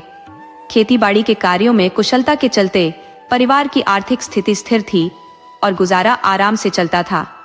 बलदेव सिंह अपनी मर्यादा में रहना पसंद करता था और वह किसी की विशेष परवाह नहीं करता था, चाहे वह गांव का मुखिया ही क्यों न हो। गांव के समृद्ध लोग उसकी इस आत्मनिर्भरता से चिढ़ते थे। एक दिन गांव के मुखिया ने बलदेव सिंह को बुलाया और कहा, देखो बलदेव, जब भी यहाँ से गुजरो सिर झुकाकर गुजरा करो, छाती तान कर नहीं, ये हमारा आदेश है। बलदेव ने बड़ी विनम्रता से उत्तर दिया, नंबरदार जी। पर मुखिया ने उसकी बात बीच में ही काटते हुए कहा, जो कहा जा रहा है उसे चुपचाप सुनो और मानो। बलदेव बिना कुछ बोले वहां से चला गया, लेकिन उसके मन में विचार उमड़ने लगे। उसने सोचा, मैं अपना खाता हूँ, अपना पहनता हूँ और किसी का गुलाम नहीं हूँ। चाहे जो हो, मैं अपने तरीके से ही चलूंगा। किसी दिन बलदेव शहर जाने के लिए फिर मुखिया के घर के पास से गुजर रहा था। मुखिया अपने कुछ साथियों के साथ चौपाल पर बैठा पान चबा रहा था। जैसे ही उसने बलदेव को देखा, उसके भीतर गुस्से की लहर दौड़ गई। कारण? बलदेव अपने खादी के कुर्ते, सफेद पाजामे, सफेद पगड़ी और काले जूतों में मस्त चाल चलता हुआ वहां से निकल रहा था। मुखिया को उसकी यह बेफिक्र चाल बिल्कुल नागवार गुजरी, मगर उस वक्त वह कुछ कह न सका। अंदर ही अंदर मुखिया बलदेव को अपना शत्रु मानने लगा था। वह नहीं चाहता था कि कोई उसके सामने सिर उठाकर जी सके। मुखिया ने बलदेव को सबक सिखाने के कई प्रयास किए, लेकिन असफल रहा। अंततः उसने निश्चय किया कि जड़ ही खत्म कर दी जाए, ताकि ना रहेगा बांस, न बजेगी बांसुरी। उसने सुपारी देकर बलदेव की हत्या करवाने का षड्यंत्र रचा। बलदेव को इस साजिश की भनक तक नहीं थी और वह अपने जीवन का आनंद लेता रहा। एक रात जब सब लोग गहरी नींद में थे, तकरीबन 10 नकाबपोश लोग बलदेव के घर में घुसे। उन्होंने तीखे हथियार से बलदेव पर हमला किया, जिससे उसकी वहीं मौत हो गई। घर के अन्य सदस्यों को धमकी दी गई कि अगर किसी ने आवाज निकाली तो उनका भी यही अंजाम होगा। अगली सुबह गांव में कोहराम मच गया। जिसने भी यह घटना सुनी या देखी, उसका कलेजा कांप उठा। गांव के हर कोने में शोक की एक गहरी लहर फैल चुकी थी। हर आगंतुक का पहला सवाल था, हे भगवान, ये सब कैसे हुआ? पर किसी के पास इस सवाल का उत्तर नहीं था। परिवार गहरे दुख और निराशा में डूबा हुआ था। धीरे धीरे गांव वाले और रिश्तेदार जमा होने लगे। सबका वही सवाल था, ये कैसे हुआ? मगर कोई जवाब नहीं दे पा रहा था। बलदेव का अंतिम संस्कार पूरे गांव की उपस्थिति में किया गया, और जैसे जैसे समय बीतता गया, लोग वापस अपने अपने घर लौट गए। किसी तरह से 13वीं की रस्म पूरी हुई। अब बलदेव के जाने के बाद घर में सिर्फ 4 लोग बचे थे, दयावती और उसके 3 बच्चे। दयावती की सबसे बड़ी संतान उसकी बेटी थी, जिसे सब प्यार से प्रेमा कहते थे। प्रेमा की उम्र लगभग 16 साल थी। बलदेव उसकी शादी के लिए लड़का ढूंढ रहा था, मगर जो होना था वह हो गया, और भाग्य को कौन बदल सकता है। उसके 2 बेटे भी थे। बड़े का नाम विशाल था, जिसकी उम्र 14 साल थी, और छोटे बेटे का नाम रामदास था, जो 12 साल का था। दयावती के मन में यह ख्याल घर कर गया था कि एक दिन बलदेव और मुखिया के बीच कहां सुनी हुई थी। वह जानती थी कि मुखिया एक बहुत चालाक और स्वार्थी व्यक्ति था, और उसके लिए कोई भी कुटिल कार्य करना मुश्किल नहीं था। इसीलिए दयावती ने सोचना शुरू कर दिया कि उसे अपने बच्चों को बचाने के लिए मुखिया से दूर रहना होगा। वह अपने बच्चों को लेकर कहीं और बसने की योजना बनाने लगी, ताकि उस क्रूर मुखिया की काली छाया उसके परिवार पर न पड़े। बलदेव की मृत्यु के बाद मोहल्ले और जाति के लोग भी भीतर से टूट चुके थे, क्योंकि बलदेव सिंह के रहते किसी की हिम्मत नहीं थी कि वह गरीबों या कमजोरों को परेशान कर सके। वह हर तरह से मोहल्ले के लोगों की मदद करता था, चाहे आर्थिक रूप से हो या मानसिक सहारे के रूप में। इसी वजह से लोग उसे बेहद इज्जत देते थे। लेकिन अब उसके जाने के बाद सभी लोग डरे सहमे जीवन जीने लगे थे। एक दिन मोहल्ले के कुछ लोग बलदेव के घर आए और दयावती से बोले, हम तुम्हारी हर संभव मदद करेंगे, तुम निश्चिंत रहो। मगर दयावती अब इस गांव से बिल्कुल तंग आ चुकी थी। उसे इस गांव में एक एक पल बिताना दुश्वार हो गया था।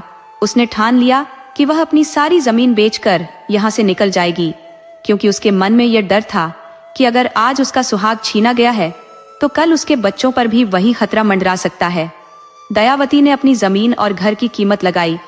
हालांकि कीमत उसे हास नहीं लगी, मगर गांव में रहने का दर्द उसे इतना सता रहा था कि उसने कम कीमत पर ही सब कुछ बेचने का फैसला कर लिया। वह अपने मायके में जाकर बसने का निर्णय कर चुकी थी। गांव और मोहल्ले के लोग उसे रोकने की बहुत कोशिश करते हैं, मगर दयावती का दिल किसी की बात मानने को तैयार नहीं था। उसके होठों से सिर्फ एक ही बात निकल रही थी, मैं यहाँ अब नहीं रह सकती। जब दयावती किसी की भी बात सुनने से इनकार कर देती है, तब मोहल्ले के लोग उसे विदा करते हैं और दयावती अपने मायके के लिए निकल पड़ती है। मायके पहुंचने पर वह कुछ दिन अपने भाई बहनों के साथ बिताती है, लेकिन शीघ्र ही वह वहां से भी नई जमीन खरीदकर एक घर बनाने का निश्चय करती है। अब वह अपने बच्चों को लेकर नए घर में शिफ्ट हो जाती है। समय बीतते बीतते प्रेमा अब लगभग 19 वर्ष की हो चुकी थी। दयावती के मन में उसकी शादी की चिंता गहराने लगी थी। सवाल ये था कि आखिर उसकी बेटी के लिए उपयुक्त वर कौन खोजेगा। परिवार में कोई ऐसा शख्स नहीं था जो उसकी इस जिम्मेदारी को निभा सके। दयावती के दोनों बेटे भी अभी छोटे थे और वह किसी पर यह भरोसा नहीं कर सकती थी कि सही लड़का मिलेगा या नहीं। वह मन ही मन सोचती, मेरी एकमात्र बेटी है, ऐसे में उसे किसी अनजान के भरोसे कैसे छोड़ सकती हूँ। इस विचार से दयावती ने स्वयं ही वर ढूंढने का निश्चय किया।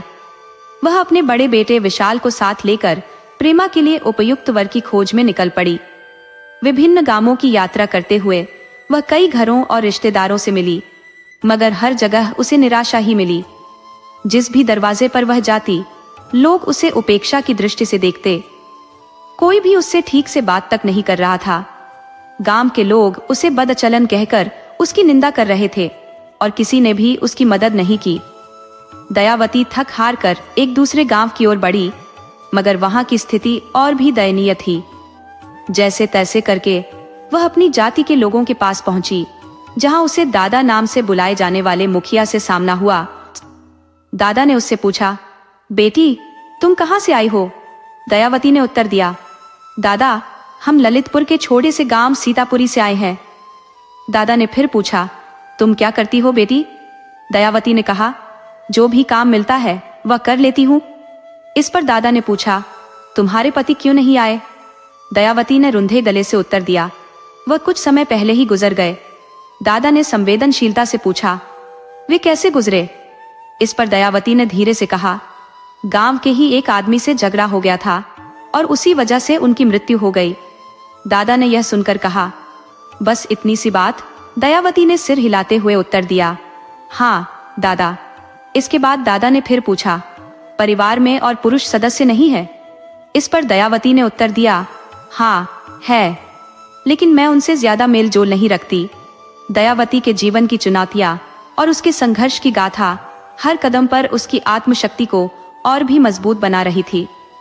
दादा मन ही मन सोचता है, इससे तो कोई रिश्ता रखना ही बेकार है। देर रात किसी से मेल जोल न रखने वाली, फिर भी सबसे संबंध है। इसी वजह से इसका पति अब दुनिया में नहीं है। जब दादा अपने विचारों से मुक्त हो जाता है तो बोल पड़ता है, देखो बेटी, हमारा नाती अभी पढ़ाई कर रहा है, इसलिए फिलहाल विवाह का सवाल ही नहीं उठता। दयावती को यहाँ भी निराशा ही हाथ लगी। वह भारी मन से अपने बेटे विशाल को साथ लेकर उस गांव से बाहर निकल गई। गांव की सीमा पर पहुंचते ही वे दोनों एक पेड़ के नीचे उदास होकर बैठ गए। अब उनके मन में कहीं और जाने की हिम्मत नहीं बची थी। तभी विशाल ने माँ से पूछा, माँ, ये लोग हमें ऐसे क्यों घूर रहे थे? दयावती ने गहरी सांस लेते हुए जवाब दिया, बेटा, ये लोग यही सोच रहे हैं कि मैं बदचलन हूँ। विशाल ने उत्सुकता से पूछा, माँ, बदचलन का क्या मतलब होता है?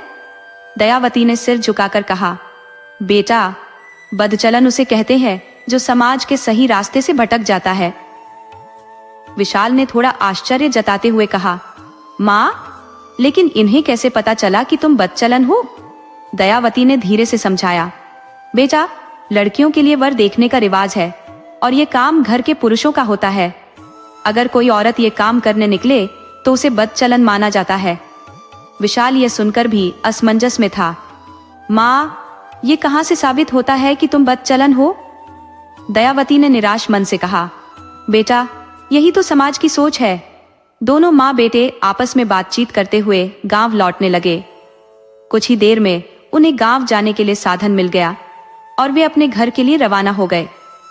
घर पहुंचने पर दयावती और भी निराश रहने लगी, क्योंकि प्रेमा की उम्र बढ़ रही थी, लेकिन उसके लिए कोई भी लड़का नहीं मिल रहा था। दयावती के मायके वाले भी उसे बदचलन समझते थे। शायद पति की मृत्यु के बाद हर एक औरत को इसी तरह के तानों का सामना करना पड़ता है। अब दयावती रोज विशाल को साथ लेकर काम पर जाती, पूरे दिन मेहनत करती और शाम को घर लौटती। घर आकर वह फिर सोच में पड़ जाती कि आखिर अपनी बेटी के लिए वह वर कहां से ढूंढेगी। प्रेमा तो बड़ी ही सरल और संस्कारी लड़की थी। हर काम बड़े संयम और सहजता से करती थी, मगर न जाने क्यों समाज उसे स्वीकार नहीं कर पा रहा था। लोगों के मन में एक ही धारणा घर कर चुकी थी कि प्रेमा बदचलन औरत की बेटी है और उसी का चलन आगे भी रहेगा। दयावती ने प्रेमा की शादी के लिए बहुत कोशिशें की, लेकिन कोई भी लड़का नहीं मिला। प्रेमा की उम्र अब 20 वर्ष की हो चुकी थी, जो गांव के लिहाज से बहुत ज्यादा मानी जाती थी। गांव के लोग अब ताने देने लगे थे, क्या बेटी की शादी नहीं करोगी? बेचारी को ऐसे ही बिठाए रखोगी? ये सब सुनते सुनते एक दिन दयावती का दिल जिंदगी से भर गया। उसी रात उसने फांसी लगाकर अपनी जीवन लीला समाप्त कर ली। सूरज की पहली किरण के साथ तीनों बच्चे अपनी दिनचर्या के अनुसार उठ गए। प्रेमा, जो हमेशा अपनी माँ के कार्यों में हाथ बटाती थी, उसे न पाकर आवाज देने लगी, माँ कहाँ हो? कई बार बुलाने पर भी जब कोई उत्तर न मिला तो वह अपने भाइयों से पूछने लगी, विशाल, क्या तुम जानते हो माँ आज बिना बताए कहाँ चली गई? विशाल ने लापरवाही से कहा, अरे कहीं किसी काम में लग गई होंगी। लेकिन प्रेमा को चैन नहीं पड़ा। माँ बिना बताए कभी बाहर नहीं जाती, तुम जरा पड़ोस में जाकर पता तो करो। विशाल ने अनमने भाव से कहा, ठीक है, अगर तुम्हें तसल्ली नहीं हो रही तो मैं देख आता हूँ। विशाल बाहर निकला और माँ को ढूंढने लगा। पड़ोस की हर जगह पूछताछ की, लेकिन कोई भी माँ का सुराग नहीं दे सका। थक हार कर जब वह घर लौटा और देखा कि माँ अब भी नहीं लौटी, तो तीनों बच्चों की धड़कनें तेज हो गई। वे सोचने लगे, आखिर माँ गई कहाँ? आखिरकार जब कहीं से कोई खबर नहीं मिली तो प्रेमा ने घर के अंदर ही ढूंढना शुरू किया। जब वह एक कमरे के पास पहुंची, जिसे केवल खास मौकों पर खोला जाता था, तो देखा कि वह अंदर से बंद था। उसकी आंखों में अविश्वास उमड़ पड़ा। दरवाजा अंदर से बंद कैसे हो सकता है? तीनों भाई बहन डर और आशंका में एक साथ खड़े हो गए, आंखों में आंसू और नजरें दरवाजे पर जमी हुई। प्रेमा ने दरवाजा खटखटाया, लेकिन कोई प्रतिक्रिया नहीं मिली। अब तक बाहर से कुछ पड़ोसी भी आ चुके थे और दरवाजा तोड़ने की बात करने लगे।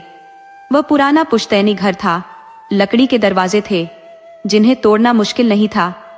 छैनी और हथौड़े की मदद से दरवाजा तोड़ा गया और जैसे ही वह खुला, पूरे घर में चीख पुकार गूंज उठी। दर्दनाक चिल्लाहटों ने आसपास के लोगों को भी इकट्ठा कर लिया। दरवाजे के भीतर का दृश्य देखकर सभी बच्चों ने रोते बिलखते अपने सिर पीटने शुरू कर दिए। दयावती को फांसी के फंदे से उतारते हुए तीनों बच्चे चीख चीख कर रोने लगे। वे भगवान से सवाल करने लगे, हे भगवान, आखिर हमने तेरा क्या बिगाड़ा था? कभी भगवान को दोष देते तो कभी खुद को कोसते। पिता की मृत्यु का दुख इतना नहीं था, क्योंकि तब भी उनके पास माँ का सहारा था, लेकिन आज वह एकमात्र आस भी टूट चुकी थी। पड़ोस के लोग उन्हें सांत्वना देने लगे, कुछ कहने लगे, दयावती बेचारी कितनी सरल और निष्कपट थी, जब भी मिलती हंसकर बात करती थी। कुछ अन्य लोग कहने लगे, दयावती को हमने बचपन से देखा है, कितनी शांत और नेक महिला थी। वही लोग जो कल तक उसे बदचलन कहकर ताने मारते थे, अब उसकी तारीफें कर रहे थे। उनके तानों की ही वजह से दयावती आज इस दुनिया को छोड़ गई।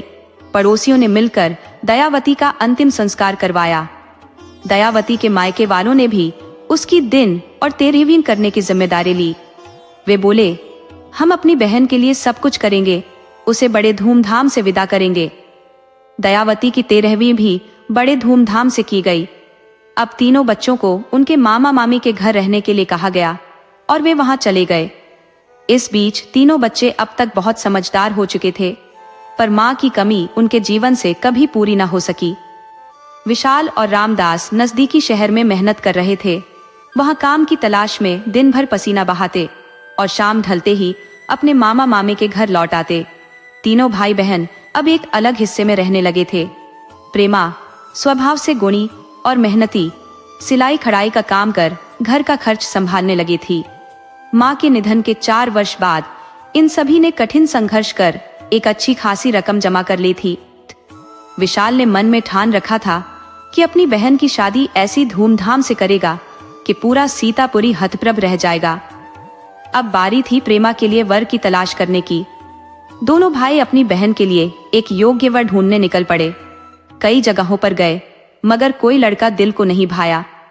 विशाल सोचता रहा, मेरी बहन ने इतने कष्ट झेले हैं, उसकी शादी मैं ऐसी करूंगा कि पूरे गांव को गर्व हो।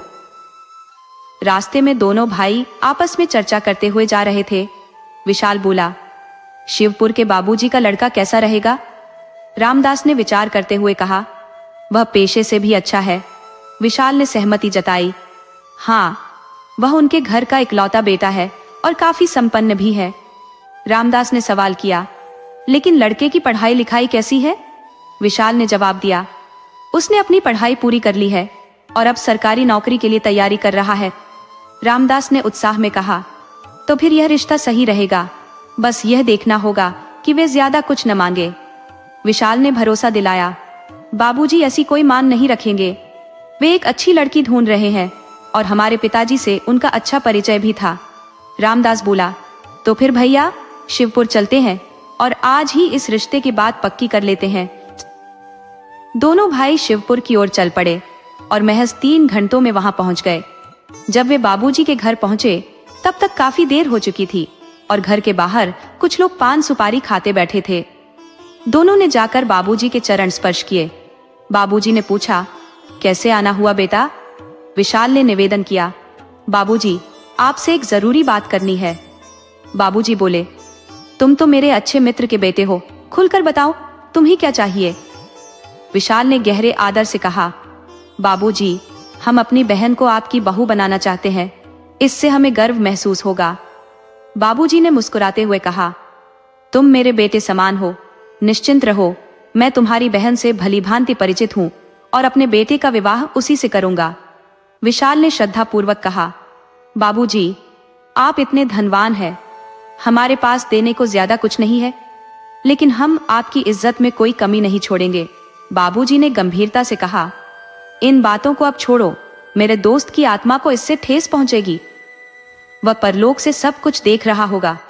उसके बाद बाबूजी ने भोजन का प्रबंध किया और सभी ने मिलकर साथ में भोजन किया। रात्रि का भोजन समाप्त होते ही सभी लोग अपने अपने बिस्तर पर जाकर सो गए। सुबह जब उजाला हुआ तो विशाल और रामदास ने बाबूजी के चरण स्पर्श कर आशीर्वाद लिया और अपने घर की ओर चल पड़े। रास्ते में रामदास ने कहा, बाबूजी का स्वभाव कितना उदार है भैया, ऐसे लोग दुर्लभ ही होते हैं जो इतने धर्मनिष्ठ होने के बावजूद इतनी विनम्रता दिखाते हैं। ऐसे महानुभावों का मैं दिल से आदर करता हूँ। विशाल ने गंभीर स्वर में कहा, यह सब ईश्वर की कृपा है, हम में इतनी शक्ति कहाँ थी कि इतने बड़े घर में विवाह कर पाते। रामदास ने सहमति में सिर हिलाते हुए कहा, हाँ भैया आप सही कह रहे हो। इसी तरह बातचीत करते हुए दोनों भाई अपने गांव पहुंच गए। दोनों ही अब अत्यधिक प्रसन्न थे क्योंकि उन्हें अपनी बहन के लिए बिल्कुल वैसा ही वर मिल गया था जैसा वे चाहते थे। अब वे शादी की तैयारियों में व्यस्त हो गए। दोनों भाई सोचते रहे कि वे इतने अच्छे से इंतजाम करेंगे कि प्रेमा को यह कभी महसूस न हो कि यदि माता पिता होते तो कुछ कम होता। शादी की तारीख भी तय हो गई थी। गांव में शादी की तैयारियां जोरों पर थीं और सभी मित्र रिश्तेदार सहयोग के लिए आगे आ गए थे। हर कोई अपनी ओर से मदद देने के लिए तत्पर था। धीरे धीरे सभी आवश्यक सामान एकत्र होने लगा और गांव वाले भी अपनी सेवा भाव से जुट गए थे। विशाल के पास लोग आते और कहते, जो भी चीज चाहिए बस बता देना। कोई कहता, मैं तुझे अपना ही मानता हूँ, तुझे किसी चीज की चिंता नहीं करने दूंगा। ये सुनकर विशाल को अचंभा हुआ कि वही लोग जो कल तक इस परिवार का बहिष्कार करते थे आज मदद के लिए सबसे पहले खड़े थे। कुछ रिश्तेदार जिन्होंने पहले ताने दिए थे अब वही लोग शादी में आने और सहायता देने के लिए उतावले थे। वह सोचने लगा, ये सब अचानक कैसे बदल गया? क्या यह भगवान की कोई लीला है? चारों ओर बस एक ही चर्चा हो रही थी, प्रेमा की शादी। आखिरकार वह दिन आ ही गया जिसका सभी को बेसब्री से इंतजार था। बाबूजी, जो अपने बेटे की शादी को लेकर बेहद उत्साहित थे, ने मन ही मन तय कर रखा था कि शादी बहुत ही धूमधाम से करेंगे। जब बारात गांव में दाखिल हुई तो चारों ओर पटाखों की आवाज से पूरा माहौल गूंज उठा। गांव वालों को भी पता चल गया कि बारात आ चुकी है और वे अपनी जिम्मेदारियों में और तेजी से जुट गए। रोड लाइट्स, डीजे, बैंड और घोड़े, जो आमतौर पर शादियों में नहीं देखे जाते थे, इस बार सब कुछ देखने को मिला। गांव के बच्चे, बूढ़े सभी मस्ती में झूम रहे थे। हर कोई यही कह रहा था किस्मत वालों को ही ऐसा घर मिलता है। रामेश्वर से बड़ा इस गांव में कोई नहीं, पर उसकी बेटी की शादी भी इतनी धूमधाम से नहीं हुई थी। गांव के एक किनारे पर जनवासा था, जहां बारात धूमधाम के साथ पहुंची।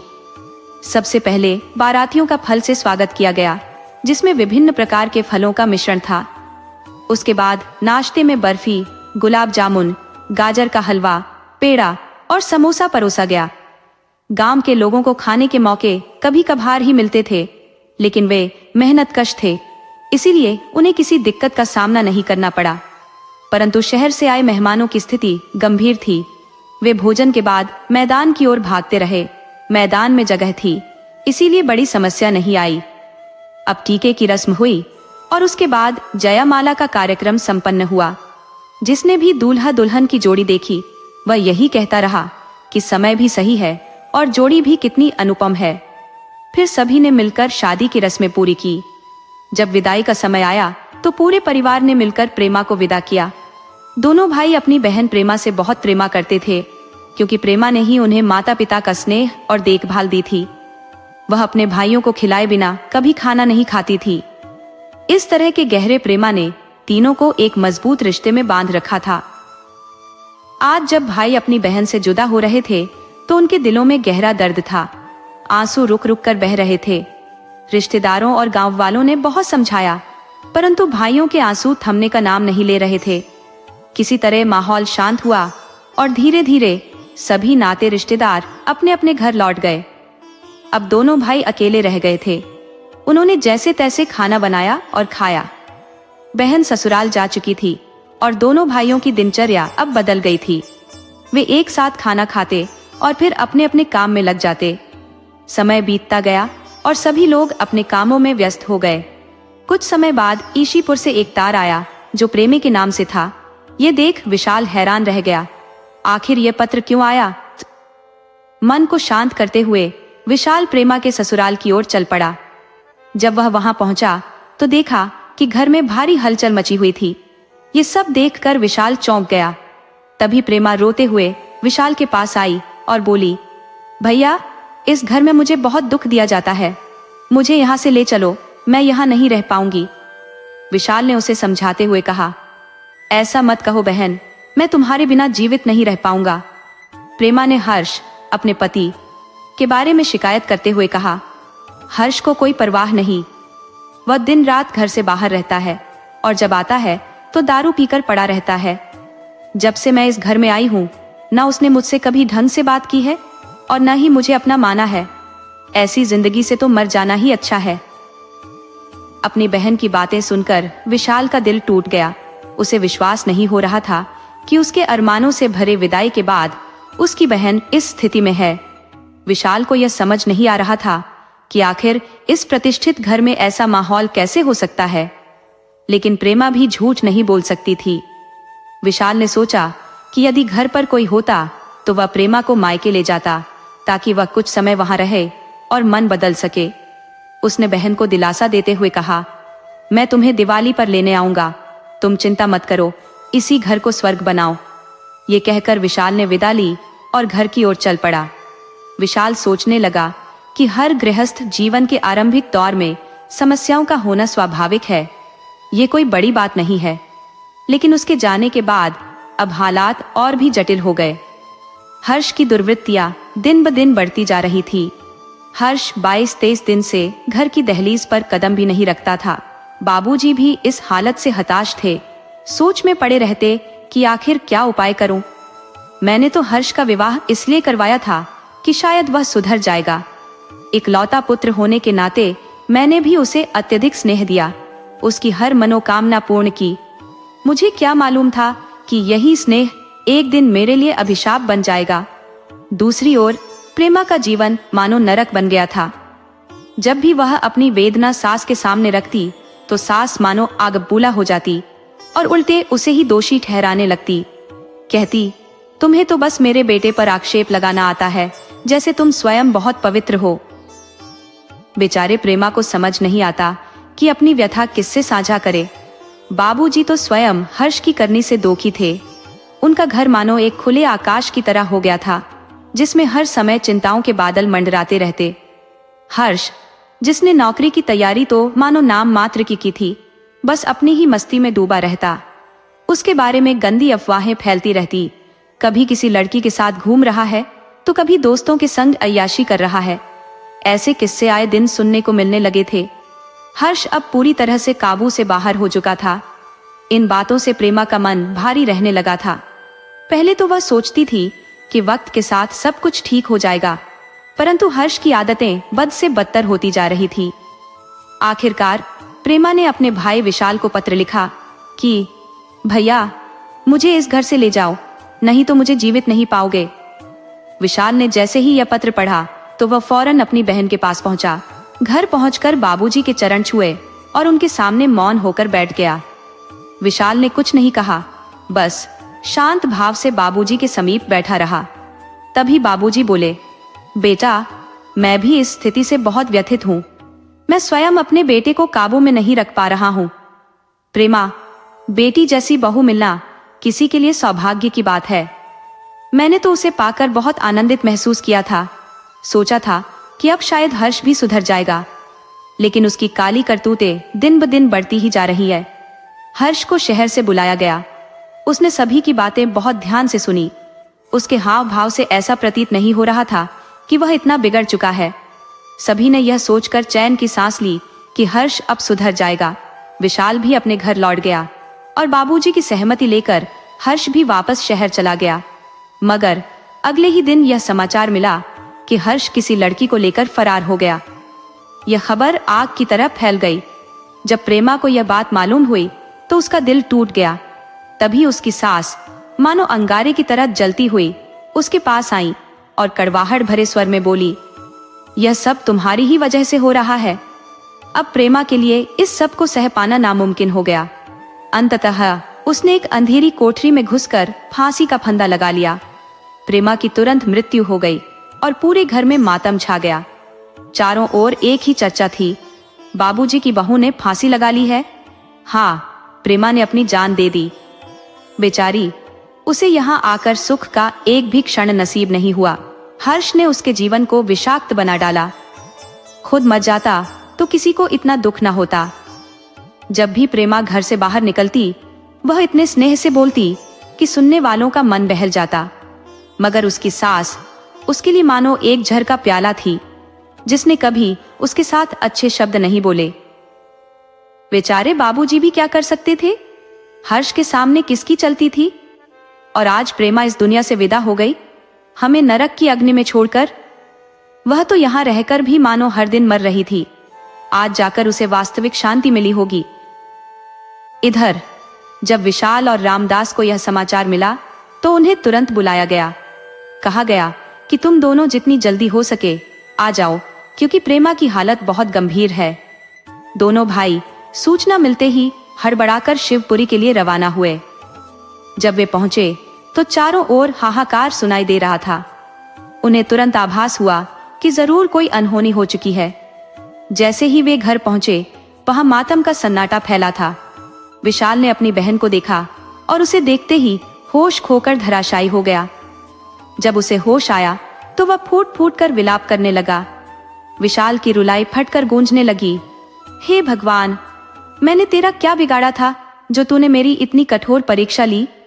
मेरी प्यारी बहन को मुझसे हमेशा के लिए छीन लिया। वह मुझसे कह रही थी, मुझे ले जाओ भैया, यहां से नहीं तो मैं बच नहीं पाऊंगी। पर उस वक्त मेरे मन पर पत्थर रखे थे, वरना यह दिन न देखना पड़ता। काश मैं उसे अपने साथ ही ले गया होता। विशाल और रामदास की यह वेदना किसी से सहन नहीं हो रही थी, लेकिन उन्हें सांत्वना देने वाले भी अपनी बेबसी में थे। दुख का पहाड़ जब टूटता है तो कोई उपदेश काम नहीं आता। दोनों भाइयों को अब जीवन का कोई रस शेष नहीं दिख रहा था। उन्होंने तो अपनी बहन की खुशी के लिए वर्षों तक कठिन परिश्रम किया था और आज सब कुछ निरर्थक हो गया। सभी ने मिलकर प्रेमा का अंतिम संस्कार किया और फिर अपने अपने घर लौट गए। विशाल और रामदास भी अपने घर की ओर चल पड़े। उन दोनों को ऐसा प्रतीत हो रहा था मानो अब दुनिया में उनके लिए कुछ भी शेष नहीं रहा। घर पहुंचकर वे दोनों बिना कुछ खाए पिए रात भर रोते रहे। सुबह जब उनकी आंखें खुली तो वे सूजी हुई थी और उनके चेहरे पर विषाद की लकीरें साफ नजर आ रही थी। आस पड़ोस के कई लोग उन्हें समझाने आए। सबने कहा, भगवान के आगे हम सब बेबस हैं, उसके फैसलों के आगे कोई कुछ नहीं कर सकता। सबके समझाने के बाद सभी लोग अपने अपने घर लौट गए। अब दोनों भाई एक दूसरे को दिलासा देते, एक दूसरे का सहारा बनते हुए बस जीने का प्रयत्न करते। उनके जीवन में अब कोई उद्देश्य शेष नहीं था, मानो वे बिना दिशा के बस चल रहे थे। उन्हें खुद भी समझ नहीं आता था कि वे आखिर क्यों जी रहे हैं। एक दिन भोजन करते वक्त रामदास ने अपने भैया से पूछ ही लिया, भैया विशाल, तुम विवाह क्यों नहीं कर रहे हो? हम कब तक इस अकेली जिंदगी को यूं ही खींचते रहेंगे? विशाल ने गंभीरता से जवाब दिया, रामदास, पहले मुझे हर्षित को उसकी गलती का एहसास कराना है, ताकि वह फिर किसी और के साथ वैसा न कर सके जैसा उसने हमारे साथ किया। मैं चाहता हूं कि कोई और भाई हमारे जैसे पीड़ा न सहे। विशाल के पास धन संपत्ति की कमी तो नहीं थी, अगर चाहता तो हर्षित को जेल भिजवा सकता था, परंतु उसने यह रास्ता उचित नहीं समझा। समय अपनी चाल चलता रहा, लोग अपनी अपनी जिंदगी की आपाधापी में व्यस्त हो गए। कुछ समय बाद खबर मिली कि हर्ष जिस लड़की को भगाकर ले गया था, वह उसे छोड़कर किसी और के साथ भाग गई। हर्ष का बुरा हाल था, उसे मार पीट कर अधमरा सड़क किनारे छोड़ दिया गया। किसी ने उसे बेसुध हालत में अस्पताल में भर्ती कराया। उसके पास जो थोड़ी बहुत दौलत थी, वह भी उस लड़की के साथ चली गई। हर्ष के माता पिता भी यह सुनते ही अस्पताल पहुंचे। जब विशाल को इस घटना का पता चला तो वह भी अस्पताल पहुंच गया, लेकिन हर्ष की हालत देखकर मौन साध लिया। उसकी मर्मांतक अवस्था ने विशाल को अंदर तक हिला दिया और वह केवल भगवान से उसकी सलामती की प्रार्थना करता रहा। हर्ष के सामने विशाल के मन में कई सवाल कौंधे थे, पर उसे देखकर वह सब भुला बैठा, क्योंकि हर्ष बुरी तरह से जख्मी था। उसकी खोपड़ी की नसें फट चुकी थी और काफी खून बह चुका था। विशाल ने काफी देर तक अस्पताल में रुकने के बाद घर की राह ली। इस दौरान हर्ष का इलाज जारी रहा। अब वह प्रेमा को याद कर पछताने लगा। उसे एहसास हुआ कि प्रेमा ने उससे सच्चा प्रेमा जताने की भरसक कोशिश की थी, परंतु वह मूर्खता और अज्ञानता के अंधकार में डूबा रहा, जो उसकी मर्मस्पर्शी भावनाओं को न समझ सका। अब हर्ष ने मन में ठान लिया था कि यदि उसे प्रेमा का प्यार दोबारा मिले तो वह उसे कभी दुखी नहीं होने देगा।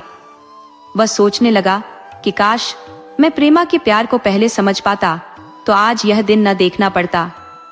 अब वह संकल्पित था कि वह प्रेमा को इतना प्रेमा देगा कि वह अतीत की कड़वाहट भूल जाएगी। उसकी गलती का पश्चाताप करते हुए उसने ठान लिया कि वह अपने प्यार से उसके सभी दुखों को हर लेगा। काश तुम मेरे पास होती तो सबके सामने तुम्हें गले से लगा लेता। तुम तो साक्षात प्रेमा की देवी हो और मैं तो अंधा निकला जो तुम्हारे प्रेमा को पहचान न सका। हफ्तों की चिकित्सा के बाद हर्ष पूर्णतः स्वस्थ हो गया। बाबूजी ने पूछा, बेटा अब तुम क्या करना चाहोगे? शहर में ही रहना चाहते हो या घर वापस आना? हर्ष ने तुरंत उत्तर दिया, पिताजी अब मैं आपके साथ घर ही जाऊंगा। मुझे अब आप सभी के पास ही रहना है। तीनों लोग घर की ओर चल पड़े। हर्ष के मन में विचारों का बवंडर था कि वह प्रेमा से क्या कहेगा, कैसे कहेगा। उसने कई बार शब्दों को तराशने की कोशिश की, पर समझ नहीं पाया कि कहां से शुरुआत करे। बस घर की राह पर चलते हुए वह अपने ख्यालों में उलझा रहा। कुछ समय बाद वे गांव पहुंच गए। हर्ष के हृदय की धड़कनें तेज हो गईं। उसकी सोच में एक उथल पुथल थी कि वह प्रेमा से कैसे बात करेगा, उसकी नजरों का सामना कैसे करेगा। मन के गहरे ऊहापोह के साथ अंततः वह घर के दरवाजे पर पहुंचा और दरवाजे के भीतर कदम रखा, अपने दिल की धड़कनों की गूंज के साथ। हर्ष ने घर के अंदर कदम रखा तो उसे एक अनजानी बेचैनी ने घेर लिया। जहां प्रेमा का होना घर की हर कोने को चकाचौंध कर देता था, वहीं अब ऐसा लगा मानो उसकी गैर मौजूदगी ने जगह जगह धूल की चादर बिछा दी हो। घर की हालत देखकर हर्ष ने सोचा कि शायद प्रेमा मायके चली गई होगी। उसका दिल तो कहता था कि किसी से पूछ ले, मगर उसकी जुबान मानो जकड़ी हुई थी। भीतर भीतर पछतावे का बोझ उसे कचोटता रहा। मैंने उसे कितना दर्द दिया, फिर भी प्रेमा नजर क्यों नहीं आ रही? पर हिम्मत जवाब दे गई और वो बिना कुछ कहे उम्मीदों के धागे से बंधा बस चलता रहा। उसे विश्वास था कि एक दिन तो प्रेमा लौटेगी। कुछ समय बाद हर्ष नलकूप के पास बैठा था। तभी गांव की औरतें उसे देखते ही फुसफुसाने लगी, इस अभागे का सत्यानाश क्यों नहीं हुआ? ये मरे क्यों नहीं? अब यहाँ आकर बैठा है। जब तक प्रेमा थी कभी नजर भी नहीं आता था। अब तो जैसे मन हो वैसा कर रहा है। उस भगोड़ी को क्यों नहीं लाया साथ में? बेचारी प्रेमा तो ले गया और अब ये नास पीटा यहाँ डेरा जमाएगा। उनकी बातों ने हर्ष के दिल को छलनी कर दिया। उसे कुछ समझ नहीं आया, पर बेचैनी बढ़ती गई, खासकर जब उन्होंने कहा, प्रेमा को तो ले लिया। उसी क्षण हर्ष भागकर घर पहुंचा और अपनी माँ से पूछने लगा, माँ, प्रेमा कहाँ है? उसकी माँ की आंखों से आंसू बहने लगे। कांपती आवाज में वह बोली, बेटा, प्रेमा हम सबको छोड़कर स्वर्ग से धार चुकी है। ये सुनते ही हर्ष को जैसे आसमान गिर पड़ा हो। उसे विश्वास ही नहीं हुआ। वह तुरंत अपने पिता के पास दौड़ा। पिता ने भी वही जवाब दिया, प्रेमा अब इस दुनिया में नहीं रही। हर्ष के भीतर का तूफान बाहर फूट पड़ा। वह फूट फूट कर रोने लगा। माता पिता भी प्रेमा की याद में आंसू बहाने लगे। थोड़ी ही देर में आस पड़ोस के लोग इकट्ठा हो गए, मगर किसी ने उसके आंसुओं को सच नहीं माना। लोगों ने ताने मारने शुरू कर दिए, देखो, ये बहरूपिया अब नया नाटक कर रहा है। जब तक बेचारी प्रेमा थी कभी पलटकर नहीं देखा, अब उसकी याद में मगरमच्छ के आंसू बहा रहा है। गांव वाले अपनी अपनी बातें बनाकर लौट गए, पर किसी ने भी हर्ष के दर्द को समझने की कोशिश नहीं की। लोगों की नजर में उसकी तकलीफ महज एक दिखावा थी, लेकिन हर्ष का मन सच में टूट चुका था। वह प्रेमा की तड़प में बावला हो गया था, बार बार बुदबुदाता, मैं तो ठहरा ना समझ, लेकिन प्रेमा, तुझे यूं नहीं जाना चाहिए था। हे भगवान, तूने मेरे साथ कैसा छल किया है। पहले मेरे दिल पर पत्थर रख दिया, मुझसे गलतियां करवाई और अब मेरी दुनिया उजाड़ दी। दिन हो या रात, हर्ष की हर सोच प्रेमा के इर्द गिर्द ही घूमती। वह उसकी यादों में खोया रहता, आंसुओं में डूबा। उसे लगता था कि अब जीवन में कुछ भी शेष नहीं है। उसकी आत्मा सूनी हो चुकी थी, मानो जीने की इच्छा ही बुझ गई हो। अब हर्ष ने सबसे बोलना बंद कर दिया। वह बस अकेला बैठा प्रेमा के गीत गुनगुनाता रहता, जैसे किसी गहरे सागर में उसकी आवाज गूंज रही हो। अब हर किसी को यही लगने लगा कि हर्ष की मानसिक स्थिरता डगमगा गई है। बाबूजी, जो प्रेमा को अपनी सगी बेटी की तरह स्नेह करते थे, उसकी मृत्यु ने उनके मन में गहरे घाव छोड़े थे। जब भी प्रेमा की आंखों में आंसू छलकते थे, बाबूजी के दिल में टीस उठती थी। वे अक्सर मन ही मन सोचते, हे ईश्वर, क्यों न मैं इस दुख के साक्षी बनने से पहले ही प्राण त्याग दूं। लेकिन उनकी बेबसी ये थी कि वे चाहे जितना प्रयास कर ले, प्रेमा की पीड़ा को हरने में असमर्थ थे। प्रेमा के निधन के बाद से बाबूजी की मुस्कान मानो कहीं गुम हो गई थी। न किसी ने उन्हें हंसते देखा, न कोई हंसी उनके चेहरे पर झलकी। लेकिन अब उनके सामने एक और चिंताजनक स्थिति थी, हर्ष की स्थिति। हर तरफ से यही सुनने को मिलता कि हर्ष का मानसिक संतुलन बिगड़ चुका है। ये बातें सुन सुनकर बाबूजी और भी अधिक खामोश होते जा रहे थे। उन्होंने अपने खाने पीने तक का ख्याल छोड़ दिया था और उनका मन हर वक्त यही सोचता था कि उनकी जिंदगी में सब कुछ बिखरता जा रहा है। बाबूजी अकेलेपन के घेरे में थे। पहले जहां गांव के कुछ लोग चौपाल पर आकर उनसे बतियाते थे, गांव की छोटी बड़ी खबरें साझा करते थे, वहीं अब चौपाल सूनी पड़ी रहती थी। बाबूजी के साथ न कोई हुक्का गुड़गुड़ाता था, न कोई पुरानी यादें ताजा करता था। पूरा दिन प्रेमा और हर्ष की यादों में डूबते उतराते बीत जाता। एक रात अचानक बाबूजी का शरीर बर्फ की तरह ठंडा पड़ने लगा। घबराहट में उन्हें अस्पताल ले जाया गया। डॉक्टरों ने कहा, किसी गंभीर समस्या की बात नहीं है, बस रक्तचाप थोड़ा कम है, नियंत्रण में आ जाएगा। लेकिन तमाम कोशिशों के बाद भी डॉक्टर बाबूजी को संभाल नहीं सके और अंततः उन्होंने इस दुनिया से विदा ले ली। घर पहले ही दुख और समस्याओं के अंधकार में डूबा था और अब इस नई विपदा ने उसे और भी अधिक झकझोर दिया। अब घर में बस दो ही लोग बचे थे, माँ और बेटा। उन दोनों पर पूरे घर का बोझ आ पड़ा था। उनके जीवन की स्थिरता बुरी तरह बिखर चुकी थी। गांव में लोग इस विपत्ति की भयावहता को सोचकर भी कांप उठते थे। बाबूजी का शव जब अस्पताल से गांव पहुंचा तो पूरे गांव में मातम फैल गया। बुरे व्यक्तियों की मौत पर कभी किसी को आंसू बहाते नहीं देखा, लेकिन बाबूजी जैसे सीधे सादे और ईमानदार इंसान के निधन ने सभी को दुखी कर दिया था। उनके अंतिम संस्कार में लोगों का हुजूम उमड़ पड़ा था, मानो गांव का हर व्यक्ति उनके प्रति अपना स्नेह प्रकट करना चाहता हो। दूर दूर से लोग एकत्र हुए। सैकड़ों की भीड़ ने उनकी अंतिम यात्रा में भाग लिया। मिसाल और रामदास भी बाबूजी की अंतिम यात्रा में प्रमुखता से शामिल हुए। शायद ही कोई ऐसा रिश्तेदार रहा हो जिसने इस अवसर पर अपनी उपस्थिति दर्ज न कराई हो। दूसरी ओर हर्ष की मानसिक स्थिति अभी भी डगमगा रही थी, लेकिन इस विपत्ति के समय विशाल और उसके छोटे भाई ने इस टूटे हुए परिवार का हाथ थामा। उन्होंने ठान लिया कि वे हर्ष का समुचित उपचार कराएंगे और इस परिवार की देखभाल करेंगे, क्योंकि उनकी बहन तो पहले ही उन्हें छोड़कर जा चुकी थी। विशाल और उसके भाई की मदद से हर्ष का इलाज शुरू हुआ और धीरे धीरे उसकी हालत में सुधार आने लगा। समय ने घावों पर मरहम लगाया और हर्ष की जिंदगी में फिर से कुछ प्रकाश लौटने लगा। विशाल और उसका भाई सेवाराम दोनों ही अपने तन मन से बाबूजी के परिवार को सहारा दे रहे थे। धीरे धीरे समय ने घावों पर मरहम लगाया और हर्ष की मानसिक स्थिति सुधरने लगी।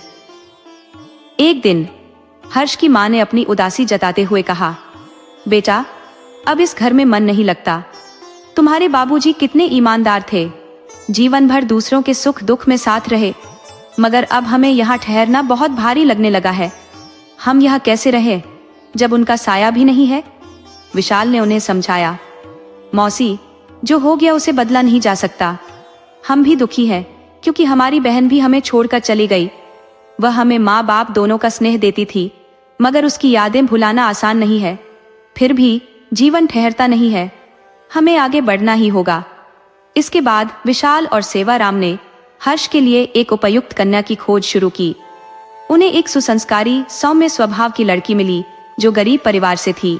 उसका सरल आचरण देखकर उन्होंने हर्ष का विवाह उससे कर दिया। शादी के बाद हर्ष की मां ने एक दिन कहा, बेटा, तुम्हारे आने से इस घर में खुशियों का फिर से वास हो गया है, मगर तुम अब कहाँ चलने की सोच रहे हो? विशाल ने कहा, मौसी, अब हमें विदा लेनी चाहिए। तब हर्ष की मां ने उनसे वादा लिया, पहले यह प्रतिज्ञा करो कि तुम अपनी बहन के जाने के दुख को भुलाकर जीवन की ओर फिर से एक नई राह पकड़ोगे। विशाल ने यह वादा निभाने का भरोसा दिलाया। अब हर्ष ने अपने छोटे भाई सेवाराम के विवाह का प्रबंध किया। सेवाराम ने भी बड़े भाई विशाल के प्रति आभार जताया और कहा, भैया, पहले आप अपना घर बसा ले। विशाल ने अपनी शादी बाद में की, जबकि पहले सेवाराम का विवाह हुआ। समय बीतता गया और दोनों भाइयों के जीवन साथी घर में आ गए। जल्द ही दोनों के परिवार में किलकारियां गूंजने लगी और घर फिर से हंसी खुशी से भर गया। हर्ष के भी एक पुत्र और एक पुत्री का जन्म हुआ और बेटी का नाम उसने प्रेमा रखा, अपनी खोई हुई बहन की याद में। अब हर्ष जी जान से मेहनत करता, अपने परिवार को खुशियों से सींचता। दूसरी ओर विशाल और सेवाराम अपने अपने परिवारों में रम गए थे।